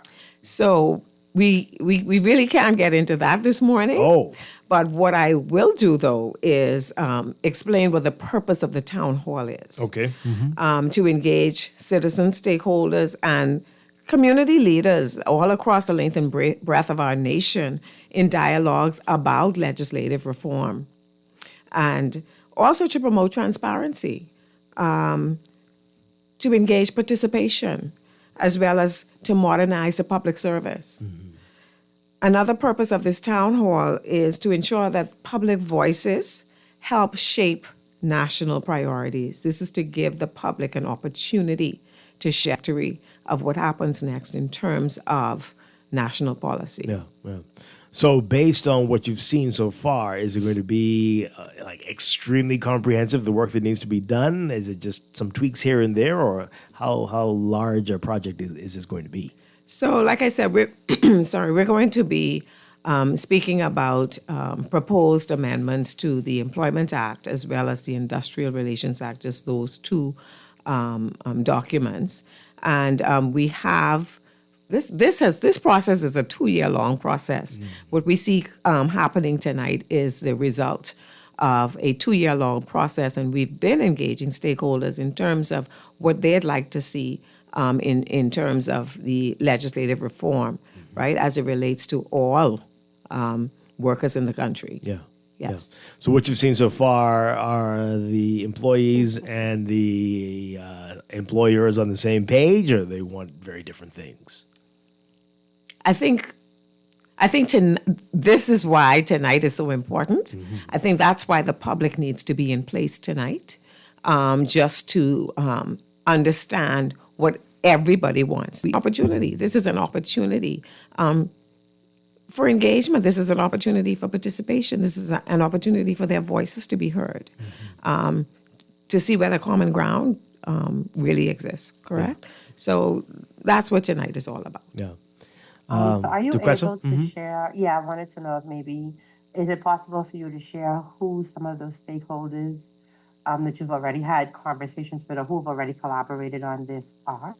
We've had stakeholders from the public and private sector, from every industry, including the unions. Okay. Yes, across the length and breadth. Yeah. All right. So, again, as you said, it's going to be today and tomorrow. Today in New Providence, tomorrow in Grand Bahama. What can you tell us about tonight? Where, when, or what do we need to know to be a part of it? Okay, so tonight it will begin at 6 p.m. It's going to be at the National Training Center on Gladstone Road, on Munnings and Gladstone Road. And we begin again at 6 p.m. And tomorrow it's going to be at the Department of Labour and the Public Service in Grand Bahama, beginning also at 6 p.m. Okay. So, again, who should be there tonight? Who should be there? Every citizen who is concerned, I wouldn't say concerned, every citizen who wants to take advantage of this opportunity to have a voice in this most important juncture where we're looking at legislation that has for decades not been touched. this is an opportunity to have a voice, to hear, to see what the recommendations look like, and to ask questions, to get clarity on some of those questions that they might have in relation to those recommendations. Duquesa? Yeah, so I wanted to know, like, I hear getting clarity and that sort of stuff, but how does my voice matter? And when I say I'm talking about anybody who comes to the seminar. What is it about our voices that can really help make a difference in changing some of the legislation or making some of the necessary changes that you're driving? How do the voices of the people make a difference? I will say to that this is an opportunity for citizens to be heard. This is an opportunity for citizens to be heard. All right, so we get texters asking for a little more clarity here. Okay, so you've been working for 2 years. Are you going to present us with what you found, or are you going to present us with what you think is the way forward? Okay, so the process, like I said earlier, the process has been the team of strategists. We've been reviewing the legislation. We've been in consultation with stakeholders. There have been hundreds of recommendations that have come forth from our meetings, from our collaborations. We have compiled those, and those are what are going to be brought out to the public tonight. Okay. Right. So the public will be able to give suggestions that can help to change and to tweak what you found, or how will that work? If we say, no, we don't like what you're suggesting, keep it the way it is, what would happen then? Well, as we know, not every recommendation in any environment is rubber stamped, right? So what this is doing is this is providing transparency. This is providing an opportunity for voices to be brought to the table. And of course, there has to be, we all know there's a process that happens after that. Right. We can't give any guarantees of what will happen as a result of tonight, right? But we know that there's a process that needs to be, due process that has to be followed before any legislation is enacted. But then we have the information to go along with it. And what happens next, we know that it is outside of our hands at the end of the day. Callers, we'll get to you in a second. Okay, so tell us more about the format. You're going to present your findings, and will people really be able to engage? Is it going to be interactive? Yes. Yeah. So we're going to present our findings, our list of recommendations that have been streamlined and brought forward from all of the stakeholders, as well as from the work that me and the team, our entire team, has been working on this over 2 years. And so there's a lot of work that's gone into it. And once we present those recommendations, there will be an opportunity for the attendees to go through the process of question and answers from our strategy team. Right. We have a team that will be there to. You mentioned transparency. Can you say the names of your team? Who's on this team? Absolutely. So again, my name is Patrice Taylor. We have Shirley Pinder. Simone Bowe, Mr. Wellington Hepburn. All wonderful people. Mr. Nathaniel Butler, yes. And again, I did mention Mr. Robert Farquharson, who's also assisting with the team. Okay. Miss Marilyn Brennan. I don't want to forget any names. Marilyn Brennan as well. Excellent group of people there. All right, so after this week, after tonight in New Providence, tomorrow in Grand Bahama, what do we expect? What's the timeline before the next move? Well, once we get through this process, of course, we need to go back and review everything that has come out of these two very important meetings. And then, of course, we consult with the Minister of Labour and Public Service, and then we know there's a process that it goes through the legislative. It has to go through the drafters. It has to go, of course, through cabinet, and that process. Yes. All right, we got a texter here. Somebody's asking if there are going to be accommodabilities tonight. If they want to show up, will they be? Absolutely. Yes. And again, in Grand Bahama, if you can't make it today and tomorrow, what can you do to be a part of all of this? Oh, it's only happening today and tomorrow. Oh, boy. Mm-hmm. Yes. Is there a virtual component? Can you listen to it online? Yes. So for those persons that we are encouraging everyone to be in the room. Sorry. But if there are persons who need a Zoom link, I am going to share with you an email address as well as a phone number. And that email address, and that will connect you with the HR strategy team. It is D as in dog, P as in people, S as in strong, HR strategists with an S on the end at bahamas.gov.bs. So that is DPS HR strategists at bahamas.gov.bs. And the phone number, I'm sorry,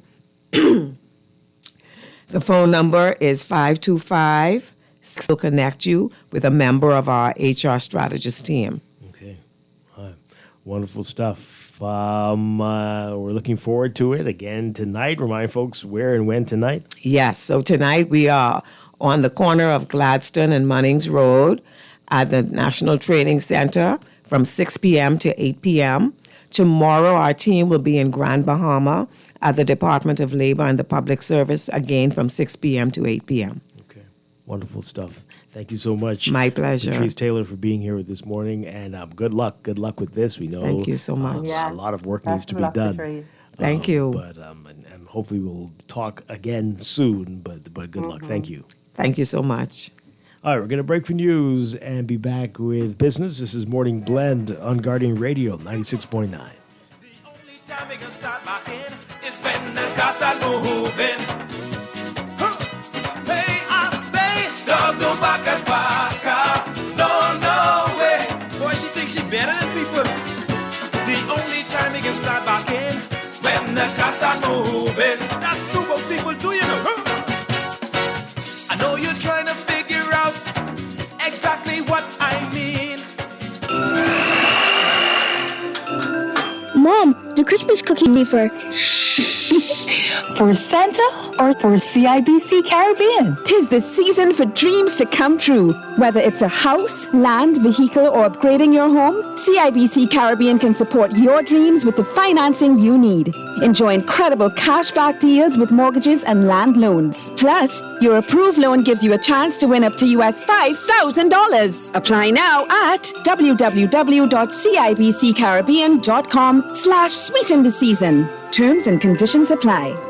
Things may be tough, but Wendy's got you covered. Grab a day single or chicken sandwich with a junior fries and 16-ounce beverage for just $6.95. Why choose less from the other guys when you can get more? At Wendy's, we're providing bigger bites and better deals. So purchase your Tings Tough Value Meal today. Now available at all locations excluding the airport and food truck. This is Guardian Radio 96.9 FM. Streaming on GuardianTalkRadio.com and the Guardian Radio app, Nassau, Bahamas. The views and opinions of the hosts and guests are their own and do not necessarily reflect the views of the management and staff of Guardian Radio. Wake up, it's a new day. Wake up, it's a new day.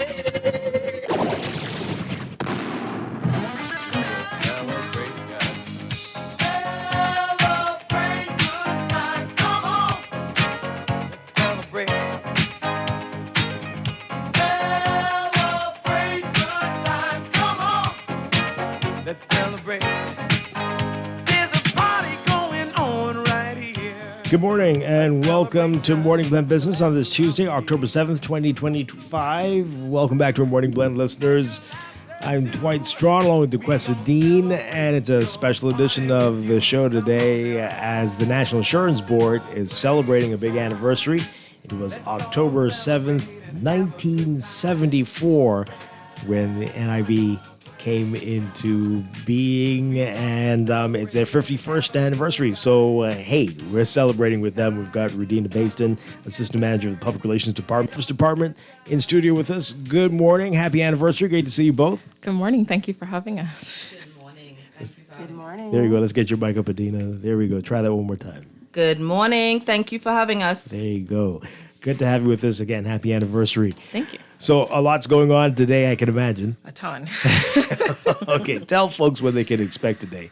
All and then right. what we'll do today, we'll talk. We want to hear from the audience about fond memories of NIB, but we know you have a lot of questions as well. Sure. And I'm sure these two will be able to answer your questions. Absolutely. But tell us what's happening today.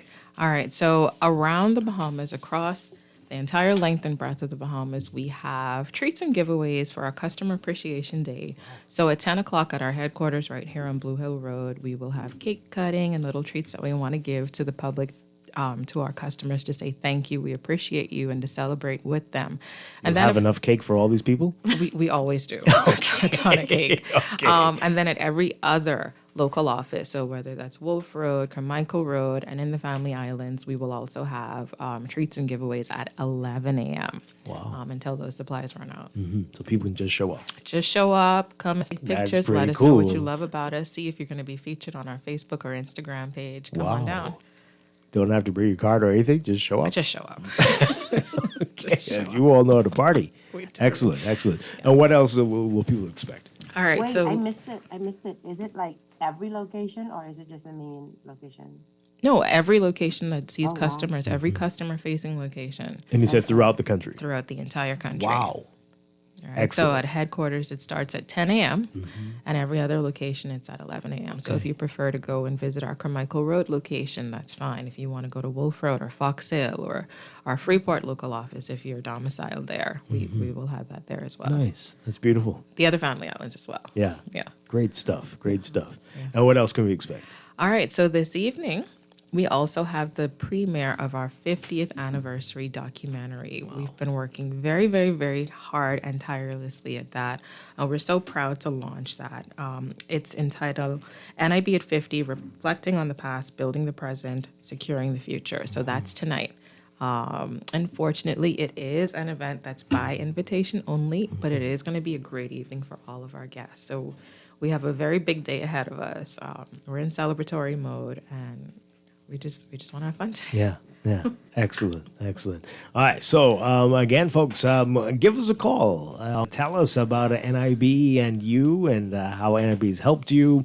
And ask questions. Ask questions as well. 323-6232, 325-4316. 325-4259. Call us in the Family House. 242-300-5720. You can tweet us. You can Facebook us. You can text us. 422-4796. Before we get to the calls, ladies, you tell us about your experience with NIB. How long have you been working there now? Adena?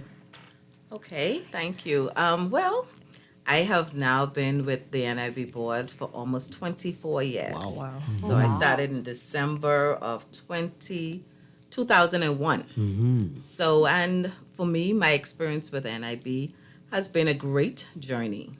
I've worked throughout various departments within the board, so I understand how NIB works in totality, another department, and how all of us working together was able to fuse NIB to what it is and how we impact the general public at large. Yeah. And so for me, it's been a great journey. It continues because I do love NIB. I invested in NIB. I love what we do and our impact for the society as a whole. So it continues, and I'm looking forward to the more great things that we have in store for NIB as we continue our journey with the public of the Bahamas. Great stuff. It's always amazing to me when you hear something starting with 2000. It's 20-something years ago. Isn't that crazy? What? Wow. Right before you move on, that was Adena. Yes. Adena, can you tell us maybe, like in all your 24 years, what maybe one or two things that stand out to you as transformational or that may have been humorous or something about the journey that has really just stuck with you? Okay, so for me, the journey that stuck with me most, I guess, starting with NIB, I would have come in when NIB already had a lot of things established as it relates to the various benefits that we assist the public with. So, but during my, I was able to see the unemployment benefit come into fruition with NIB. I was a part of that journey once we started with the unemployment benefit in 2009. And then from that process to see the National Prescription Drug Plan also start with the National Insurance Board just a year and a half thereafter that unemployment benefit. And so for me, watching unemployment benefits start and to benefit the public and what it did for the public at the time in what was happening in the Bahamas during that particular time, and to watch how we were able to assist persons who had readily become unemployed. It was fulfilling for me to see what happened in the background of what we did in order to facilitate the need of the public and what was going on. So for me, that was a great thing to experience and to see and to watch the development of the benefit as a whole and to see where it has grown from then to now. Nice. So for me, that was gratifying. Nice. Rudeena, we'll get to you in a second. Let's take these calls and then we'll get to Rudeena's story. Caller, good morning. You're on the air. Hey, how you doing? Doing well. I just have two things real quick. I know that the documentary later is invitation only, but I was wondering if there's an opportunity for live stream, and then if not after live stream, how would the public be able to watch a documentary? Right? Sources will be able to watch a documentary. And the next thing, a little bit about NIB and processes. I remember when I got my NIB number, I got a letter, but no card. It said cards weren't available. Is it now available for me to go and get a card? Okay, you want to take the last one first? Thanks, caller. We'll answer both of the questions. So you want to take the last one first, and then we'll get to when people can see the documentary. Right. So as it relates to good morning once again. As it relates to your card, the card process, a card for all Bahamian citizens. So if you would have gotten a letter previously, you are able to come in and receive a card at this time. And for folks like me with an expired card, you can get a card now, right? Yes, you can. And I need to get a card now. If they are expired, of course, you would have to go ahead and complete the application process, etc. And also may add that you are able to also access to have your card renewed via our online portal. Okay. So you could visit through our NIB website and you're able to access that process through the portal. That's the Easy Renew application. Why do they expire? website. Do we know why? Okay. Do they have to expire? In some cases, yes, we would say that the cards have to expire. Senior cards do not expire. Right. So for instance, we have kids, we have things happen. Things happen during your tenure, your course of your lifetime. So you have name changes, you have facial recognition, things of that nature. So there's a number of things that happen, and so there's a necessary need in order to renew your card. So we just want to make sure things are the same, or if it's different, to capture that at that time. I definitely did not have a beard when I took that picture, so I get it. All right, and the documentary. So as it relates to the question, we're in the planning stage, obviously, so we will release the documentary to the public. Exactly what that looks like and when that's going to happen, we will release that information in short order. But tonight, all efforts are just focused on this documentary, getting that to go off well, and then we'll shift our efforts to getting it to the public in different ways. All right, so stay tuned. Yes. Stay tuned. Okay. Caller, good morning. You're on the air. Good morning, Dwight, and good morning, Mom. Poppy, how y'all doing? Good morning. Doing well. Wow. Okay. The card expiring, I look at it as like something to do with verification. Right. It's more like you're still alive. That's Right. still you. Just making sure all the I's dotted and the T's crossed. That's how I look at it. Right, in a nutshell. You say this thing started in 1974? October 7th, 1974, we opened our doors to the public. Yeah, right on the 7th, right on the date. We're right on the so let date. me say congratulations. Thank then. you. Congratulations. Happy anniversary. Thank you. I what I really want to say is thanks to Lyndon Pinlin Yes. and the PLP them back in the days had the wisdom and test the fortitude to do something like this. Absolutely. There's always room for improvement. Yeah, we get bad apples, but we get more good apples and hard-working people inside there, and we can improve this. But thank you. Thank in you. many different ways and reasons. Mom, I have a personal question, but I don't know if I can get answer to that, so let me deal with someone else's question. Is it any truth that you see the persons who want work permit? I don't want to just say the Haitian people. I don't know if it just go for the Haitian people or any foreigners or people who want work permit. Is it true themselves who's paying national insurance that they don't get the benefits and stuff like that, like what you get back, they only pay to be a part? No. I know that sounds So, crazy, but no, like, so it's if a very... something happen, they don't get nothing back? No, so it's a very valid question. Yeah, listen, you know what is a valid question to me, sorry? I blind, right? Mm-hmm. I used to work, I could have seen before. Okay. I get blind in 1989. And I took it to the food store, they used to take a little quarter and stuff like that, 50 cents, give us a little check. My battery going there, sorry about that. And I get blind in 89, so when I go into NIB, I know some also who never work and never contribute, we still getting help, and that's why I say thank God for Jesus and thank God for Lyndon and for doing this, right? Right. But, when I get blind, I go on the NIB, right? Mm-hmm. In 2017, that's when it would have been like 91 or something. They started giving me a little stipend or something, and do that and stuff, and I have to pay workers and stuff and pay contributions and stuff like that, and they say you can't do it like that. Are you blind? I mean, if you're disabled and you're working and you're paying, they can't do it that way. So they stopped my NIB. I wonder how that could be. So I mean, how that could be fair. So let me... retirees, people who getting pension and stuff, either politically or whatsoever, or the government, we need them to come back, right? They still getting their pension, I was told. So getting their NIB and getting their check. So and they take my little so money. what I happened? didn't choose to get blind. I know. call it an unfortunate incident. But they take their retirement, they come back to serve us.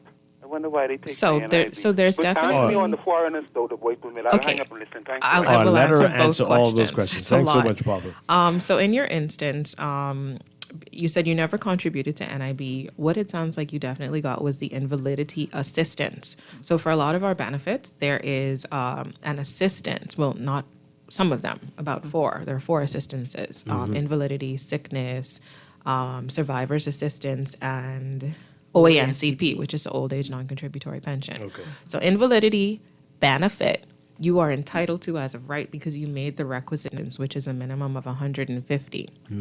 Invalidity assistance works sort of complementary to that for persons who do not qualify for the benefit. And whenever we use that word qualify, it's because you didn't pay contributions or sufficient to qualify for that benefit. So you are asking us for free money, in essence.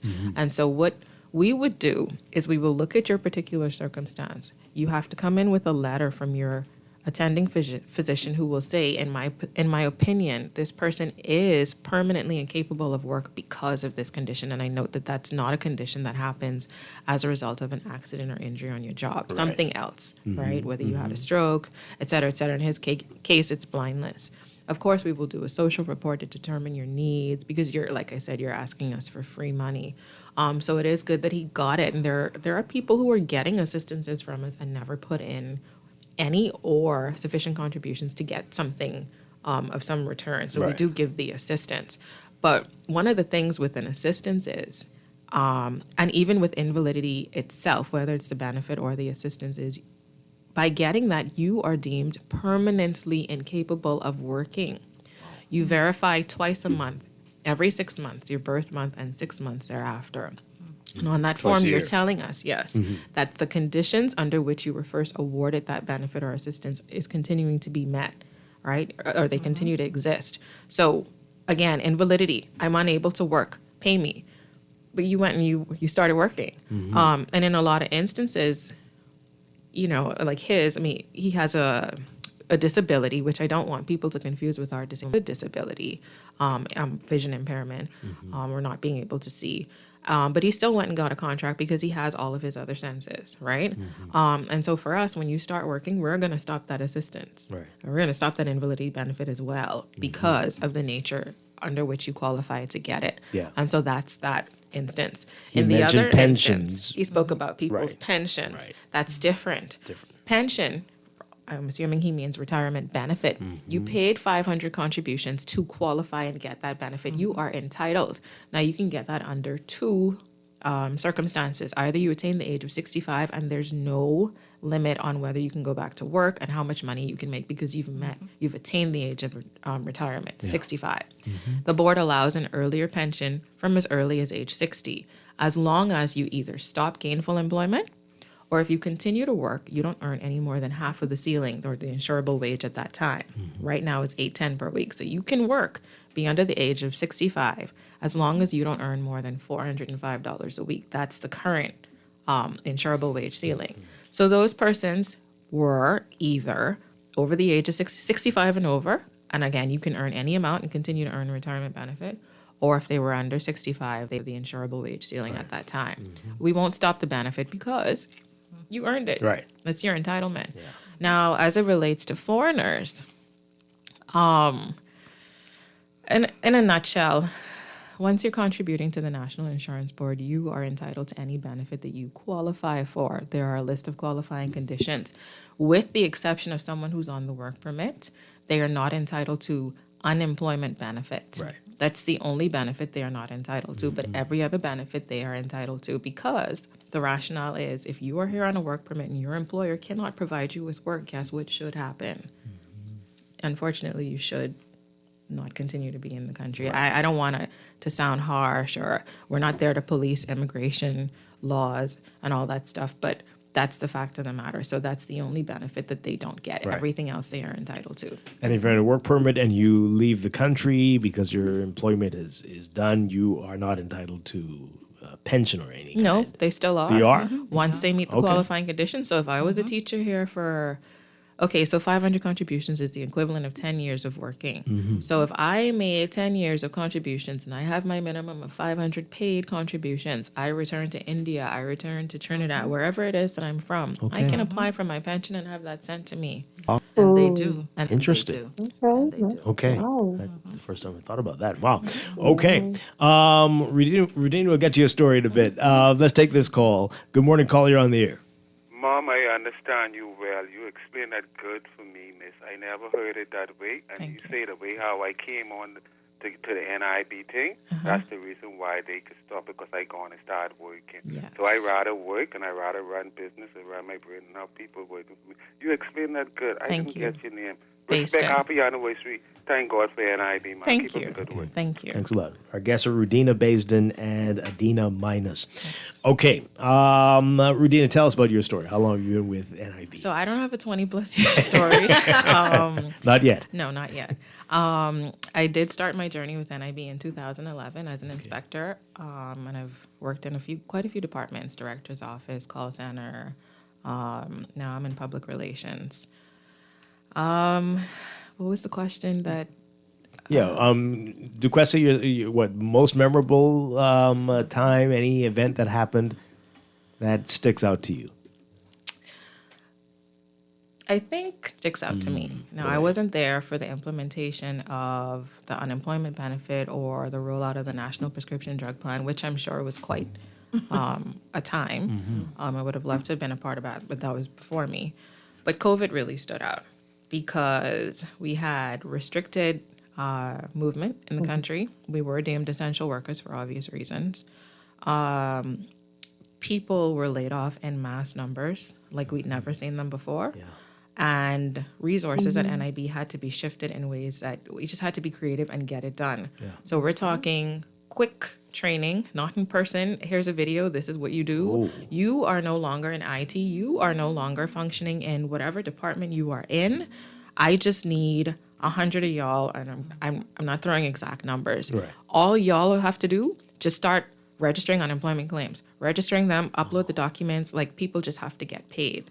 Our programmers had to come up with a portal, the unemployment, the UEX portal, so that people who were never entitled to unemployment payments before, we had to facilitate that, right? So that's and that's taking into account people who were already receiving Dorian extension payments. Like, it was just a time, but to see the camaraderie and to work with people who just knew that, listen, it doesn't matter, just get the job done. It felt good, and it was a hectic time, but looking back on it, we got the job done, and I'm really, really, really proud of that. All right, continue to call in, folks. 323-6232. That's a powerful story. 325-4316. 325-4259. And call us from the Family Islands, 242-300-5720. All right, so I met a wonderful gentleman over the weekend. He's 70 now, and he's still working. But he's curious about, he's not heard anything from NIB about the retirement or anything. And he's wondering how this works. He didn't get anything at 65, and he didn't apply for anything. But what should be happening now? What does he need to keep in mind? How does that work exactly? So he's age 70, which is a wonderful age, and I'll tell you why.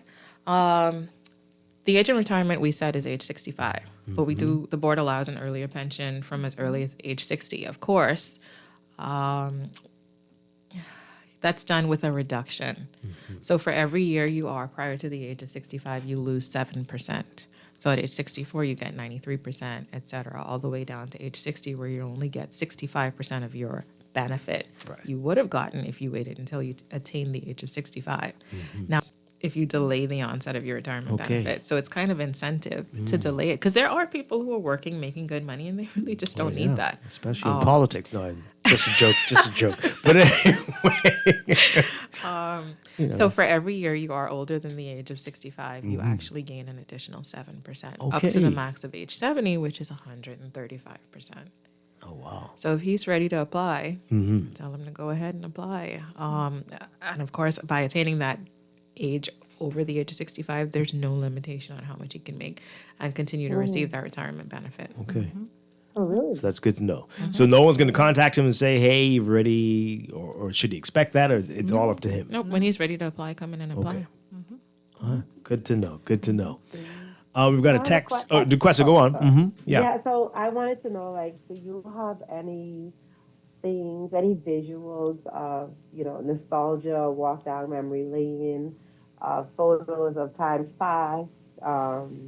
I know you have a documentary, but I mean, in the actual various branches, are there any visuals that would transport us back to that time and give us those feelings and show the progress? Not today, at the moment.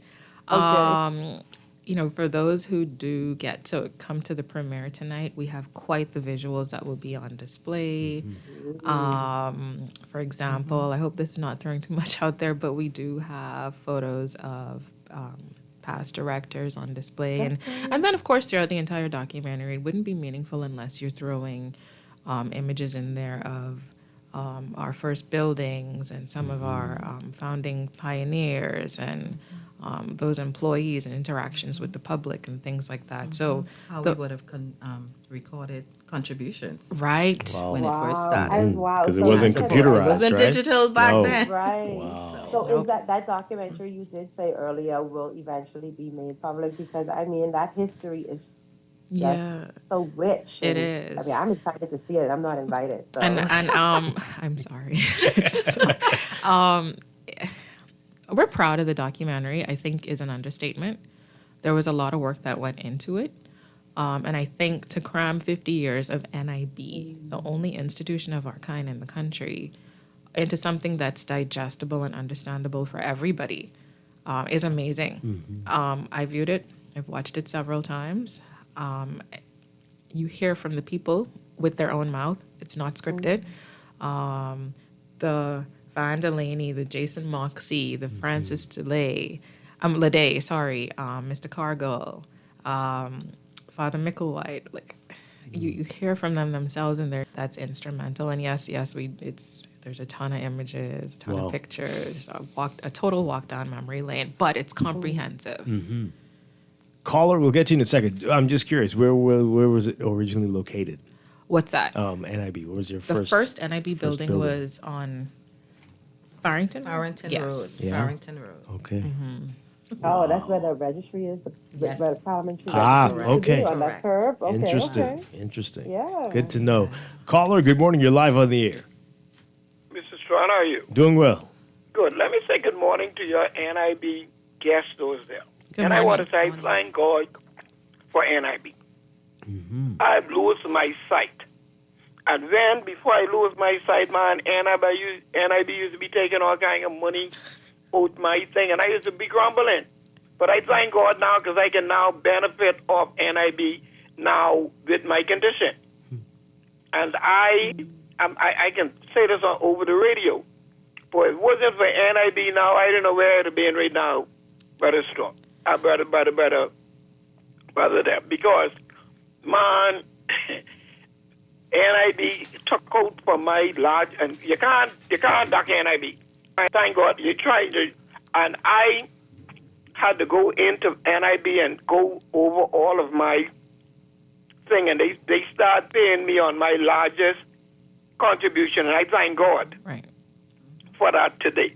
Wow, wonderful I stuff. tell you, when I went into NIB to inquire about what I would do and what I would get, I forgot I used to work at the Lively Golf Course. NIB remind me of that, and that I thank God because that was my largest contribution, and that is what I'm collecting from now. And I thank God, and I want to say publicly, there is a lady at NIB, Miss Rose, and man, Miss Rose bared me and worked with me, and now I'm benefiting from that. So I want to say thank God for NIB. Wonderful. Thank Okay. you. Thank you so much. That's all I'm living off now. Wow. Oh. Yeah, that's all I'm living because I'm legally blind now. Okay. So, I thank God for my contribution that the NIB was taking out for me. I'm happy to hear that. Great stuff. And I am happy, man. I'm happy. Thank you I for like- sharing. Thank you so much. Appreciate it. Talking with Rudeena Basden and Adena Minus with NIB. They're celebrating their 51st anniversary this year. Someone was asking about the documentary. You said 50th, but that was Right, so inspired it's by up to our 50th. Up to the 50th. Yes. Okay. This texter says, if someone gets injured on the job during their lunch break, can they still get industrial accident benefits? Occupational, well, maybe Adena. Adena? Sure. So if they were injured on their job during a lunch break, so what I would say to that, I will not tell you a yes or a no that you will receive industrial benefit. Right. I will say that what will happen is that your employer would need to fill out the necessary application and write a report to indicate that this was going on XYZ date, time, and explain that you were on your lunch, a designated lunch break, etc. They would have to give us all of the information as it pertains to what had happened, what transpired during that particular time, and then send that into NIB. NIB will make that distinction based upon what the employer would have given to us and report it. Yeah. So it's not automatic. I cannot say that it's automatic. We would have to see the parameters for under which that accident would have happened. Right. I can imagine if you're at your desk and a box falls on you, that's Oh. different from you Correct. dancing during your lunch break. But then was that your desk and you was your assigned desk? To think That about. go into Right. to it. Yes. Oh, boy. Yeah, I don't like to comment on industrial. No. I Yeah. always just say Case-by-case send in the basis. report, and Yes. it's a case-by-case basis. I mean, since we're talking about industrial, I do have a question. Is there a limitation on if you were injured and it's approved that you get support? Is there a limitation on how long that support is? Do you understand my question? Sure. So when you suffer an industrial accident, you are entitled to immediate care. You have up to 72 hours to present yourself to a medical facility with Form B-72, I think it is. Yes. And that is, of course, on NIB. After that, care will continue as necessary under what we call free medical care, or, quote unquote free. NIB still has to cover the cost, and then during which period you will receive injury benefit if you are if you require it. Injury benefit is payable for a maximum of 40 weeks. Following which we will send you, and that doesn't mean you get the full 40 weeks. Your ailment or injury or accident or whatever, a nurse case manager will manage that at the end of your particular injury benefit period, but up to a maximum of 40 weeks, we will send you out to a medical referee who will assess your degree of disablement and give us a percentage. That percentage will determine whether you get a one-time grant payment or a pension for life. Under the free medical care, NIB can provide free medical care up to 2 years, or as long as the director deems necessary. Yeah. Okay. This text here, this person is hateful. But anyway, all countries were implementing or already implemented a program like NIB back in the day before the Bahamas implemented NIB. NIB was and is nothing unique. Look at Social Security in the U.S. and other socialist programs in Europe and other Caribbean countries. Okay, well, the thing that was unique about it is that this was 1 year after independence. Correct. And none of these this was not a colonizer type country. Right. This was one that had been freed. You know what, though? That. I'm still proud of NIB, no matter what anybody says, because at the end of the day, it is something that all countries need. So whether it happened in Sir Lyndon Pindling's time, and I'm thankful for his vision and his guidance. It is notable that it hadn't happened before that. It is notable that it did not happen before. So it did need to happen. And 51 years later, here we are. Yeah. And I think it's worth mentioning that amongst our counterparts in the Caribbean, they look to us. Correct. In fact, our previous director, she always mentioned the fact that she liked to refer to it as the Rolls Royce of benefits that we offer. We offer a very comprehensive suite of benefits. Very, very comprehensive. Yeah. Correct. Wow. And at a contribution rate that is much considerably lower than our counterparts in the Caribbean. We heard about that and with we the offer adjustment more that benefits. it was lower. Right. Correct. And we offer more benefits. And I mean, if we were to go into it, some of those countries don't even cover self-employed persons. They don't provide certain benefits just because it's just easier not to. Nor unemployment benefit. Benefit. And the texter mentions the U.S., which that's not universal maternity leave in their country. So come on now. First of all, I don't even want to talk about that because in some instances, after 4 weeks, you got to find yourself back to work. I mean, right. So be very proud of what we've done here. Yeah, be very Absolutely.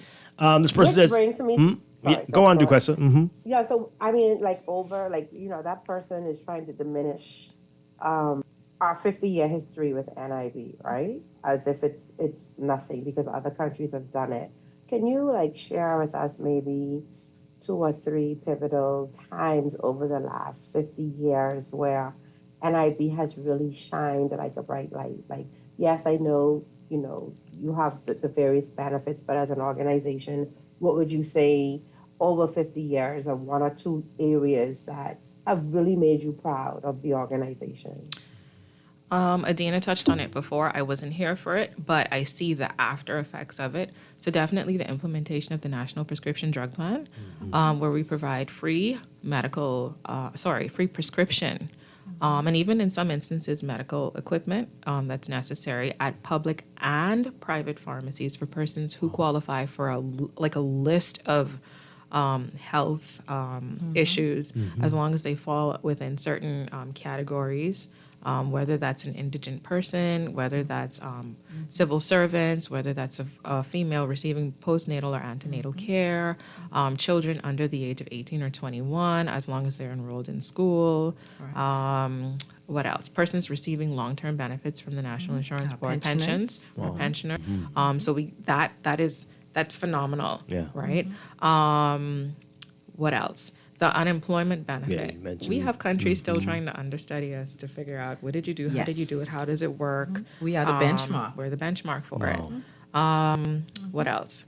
I think we handled our rate increase very well. I think the campaign went well. I think, so those are some of the things I could talk about. You mentioned COVID, how you handled that. COVID on the backs of Dorian, on the heels of Dorian, and coming out of that, I think I mean, I'm sure persons have their stories that, they wish would have gone better, but I think the whole picture, I think we did a pretty good job. All right, so we're running out of time. Let's see if we can get through some of these questions here. This person says here, if one reaches their 500 quota in contributions and wants to claim for pension at 60, did you say that you can only be able to make 400 plus if they continue working and contributing? All right, so currently the insurable wage, which is the maximum amount that you can pay contributions on, is $810 per week if you're paid weekly, or $3510 if you're paid monthly. So it's the same thing if you just converted it to a monthly figure. A person who's under the age of 65, because you did not reach the age of retirement, can only earn half of the insurable wage ceiling at that time. So when we revisit that number in 2026, it'll be half of that amount at that time. So right now, from July 1st, 2024 to June 30th, 2026, it's half of $810 per week, which is $405 per week. Wow, okay. I'd like to claim at my full benefit. What should I be doing now to facilitate a smooth process? I think I may just delay that to 70 now that I know. Okay.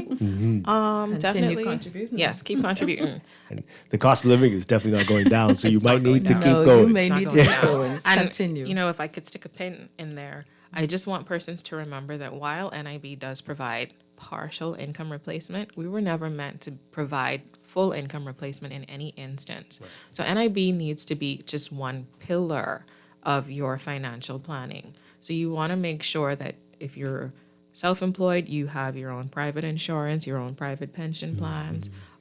Your employer, if you're employed, has those things. Maybe there are some investments you can look into.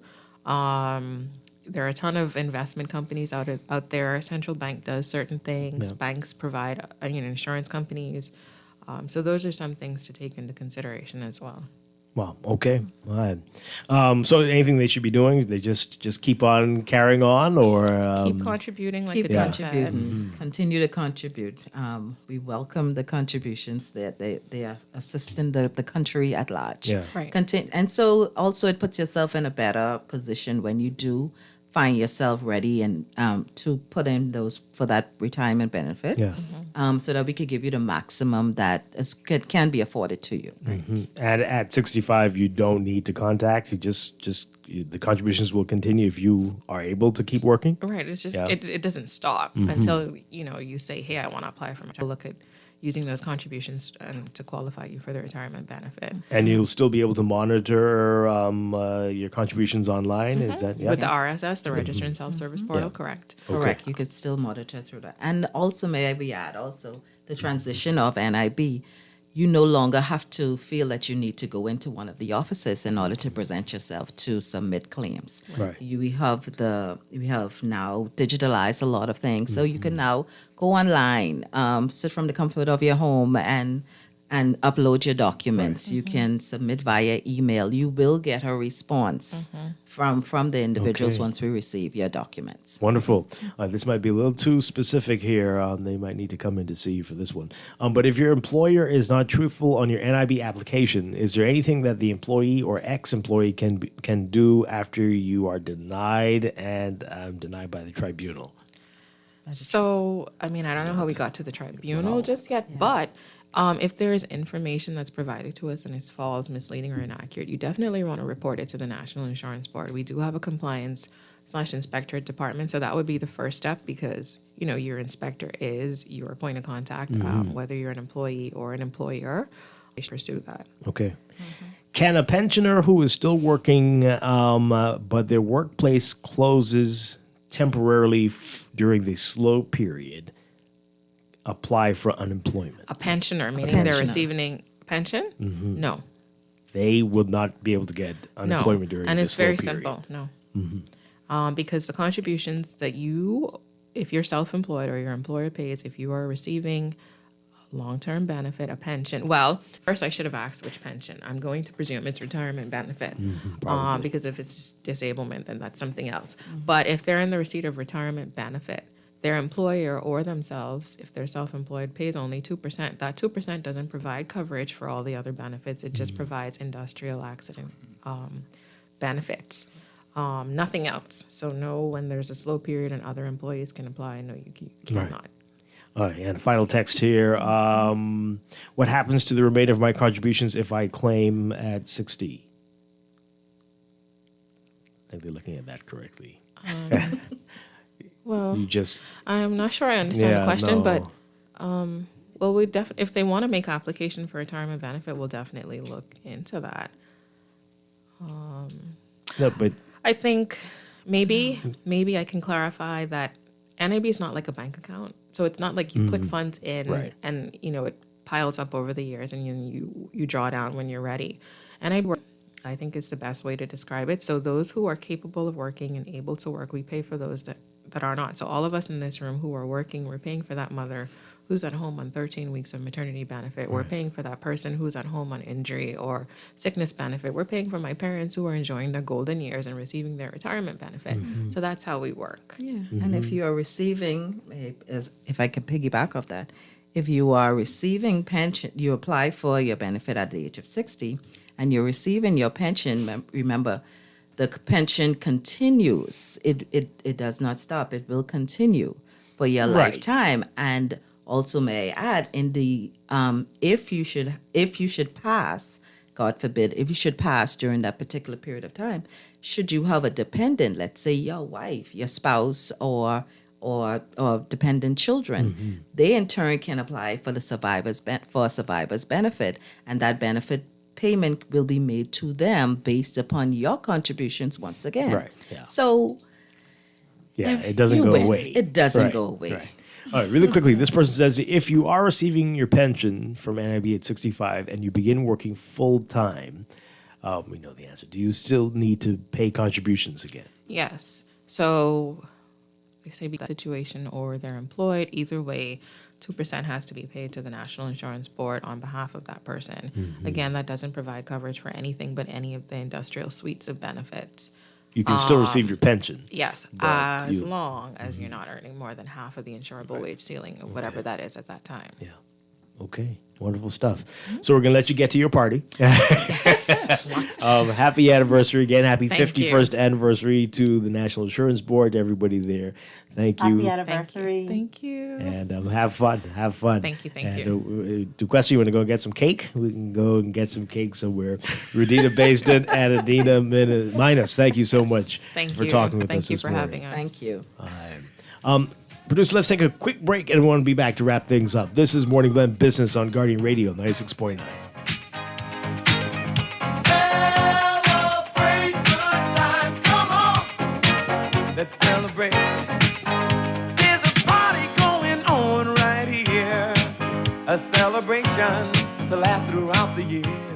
This October, Bahama invites you to indulge your senses at the Culinary and Arts Festival, where world-class flavors meet breathtaking creativity in the heart of the Bahamas. Join us October 22nd through 26th for an unforgettable celebration featuring culinary legends Marcus Samuelson, Dario Zucchini, Simeon Hall Jr., and Scott Conant, alongside a vibrant lineup of chefs and mixologists. Explore captivating art installations, interactive workshops, and live performance set against the stunning backdrop of Nassau's premier luxury resort. From curated tasting events to beachfront feasts and immersive gallery experiences, this is more than a festival. It's a feast for the soul.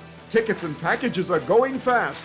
Visit bahamar.com to reserve your spot at the Culinary and Arts Festival at Bahamar, where taste and talent take center stage.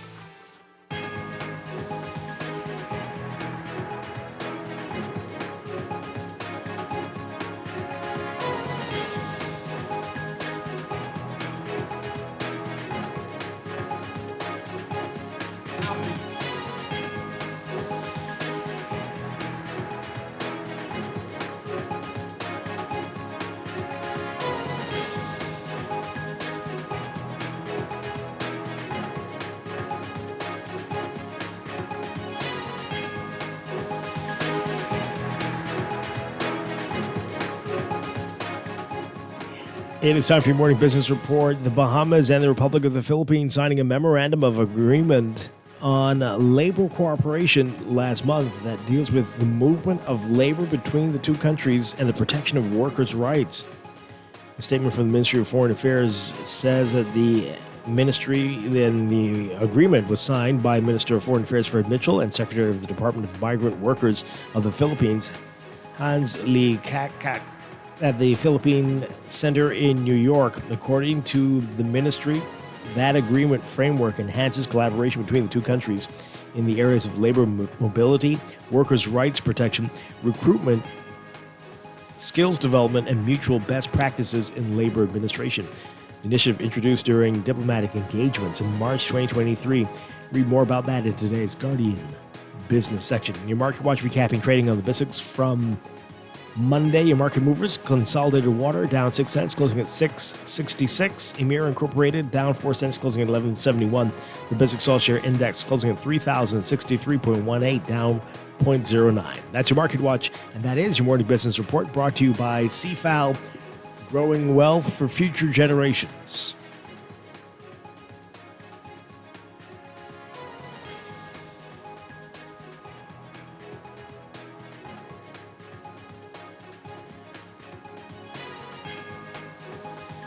Duquessadine, that's going to do it for us today. Thank you so much for being with us this morning.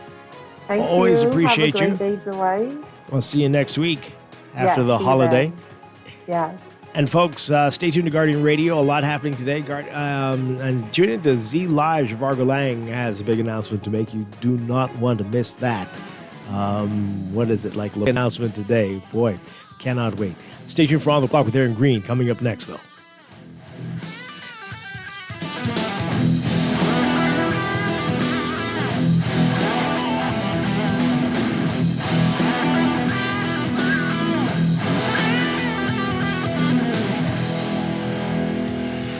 In uncertain times, resilience is everything. That's why CFAL is inviting you to the Financial Services Event of the Year, the 2025 CFAL Pension and Economic Conference. It all happens Thursday, October 16th at 8 a.m. at the Grand Bahama Convention Center. Under the theme Resilience in the Face of Global Uncertainty, this half-day conference is your chance to gain powerful insights on navigating today's shifting global economy. This is the premier networking and knowledge-sharing event of the year, and you cannot afford to miss it. So secure your spot today at www.cfal.com. Do you know who's giving you $1,500 cash back? None other than Chevrolet. Test drive the classy LTZ-trimmed Colorado truck, or the sporty Trax RS, or the family-friendly Captiva SUV, or how about the fuel-efficient Groove? Whatever your choice, safe with a 3-year bumper-to-bumper warranty from a dealer that's been around for over 85 years. Get down to Nassau Motor Company on Shirley Street and select a model that gives you $1,500 cash back. Chevrolet, built with the innovative technology you trust. This is Guardian Radio 96.9 FM, streaming on GuardianTalkRadio.com and the Guardian Radio app, Nassau, Bahamas.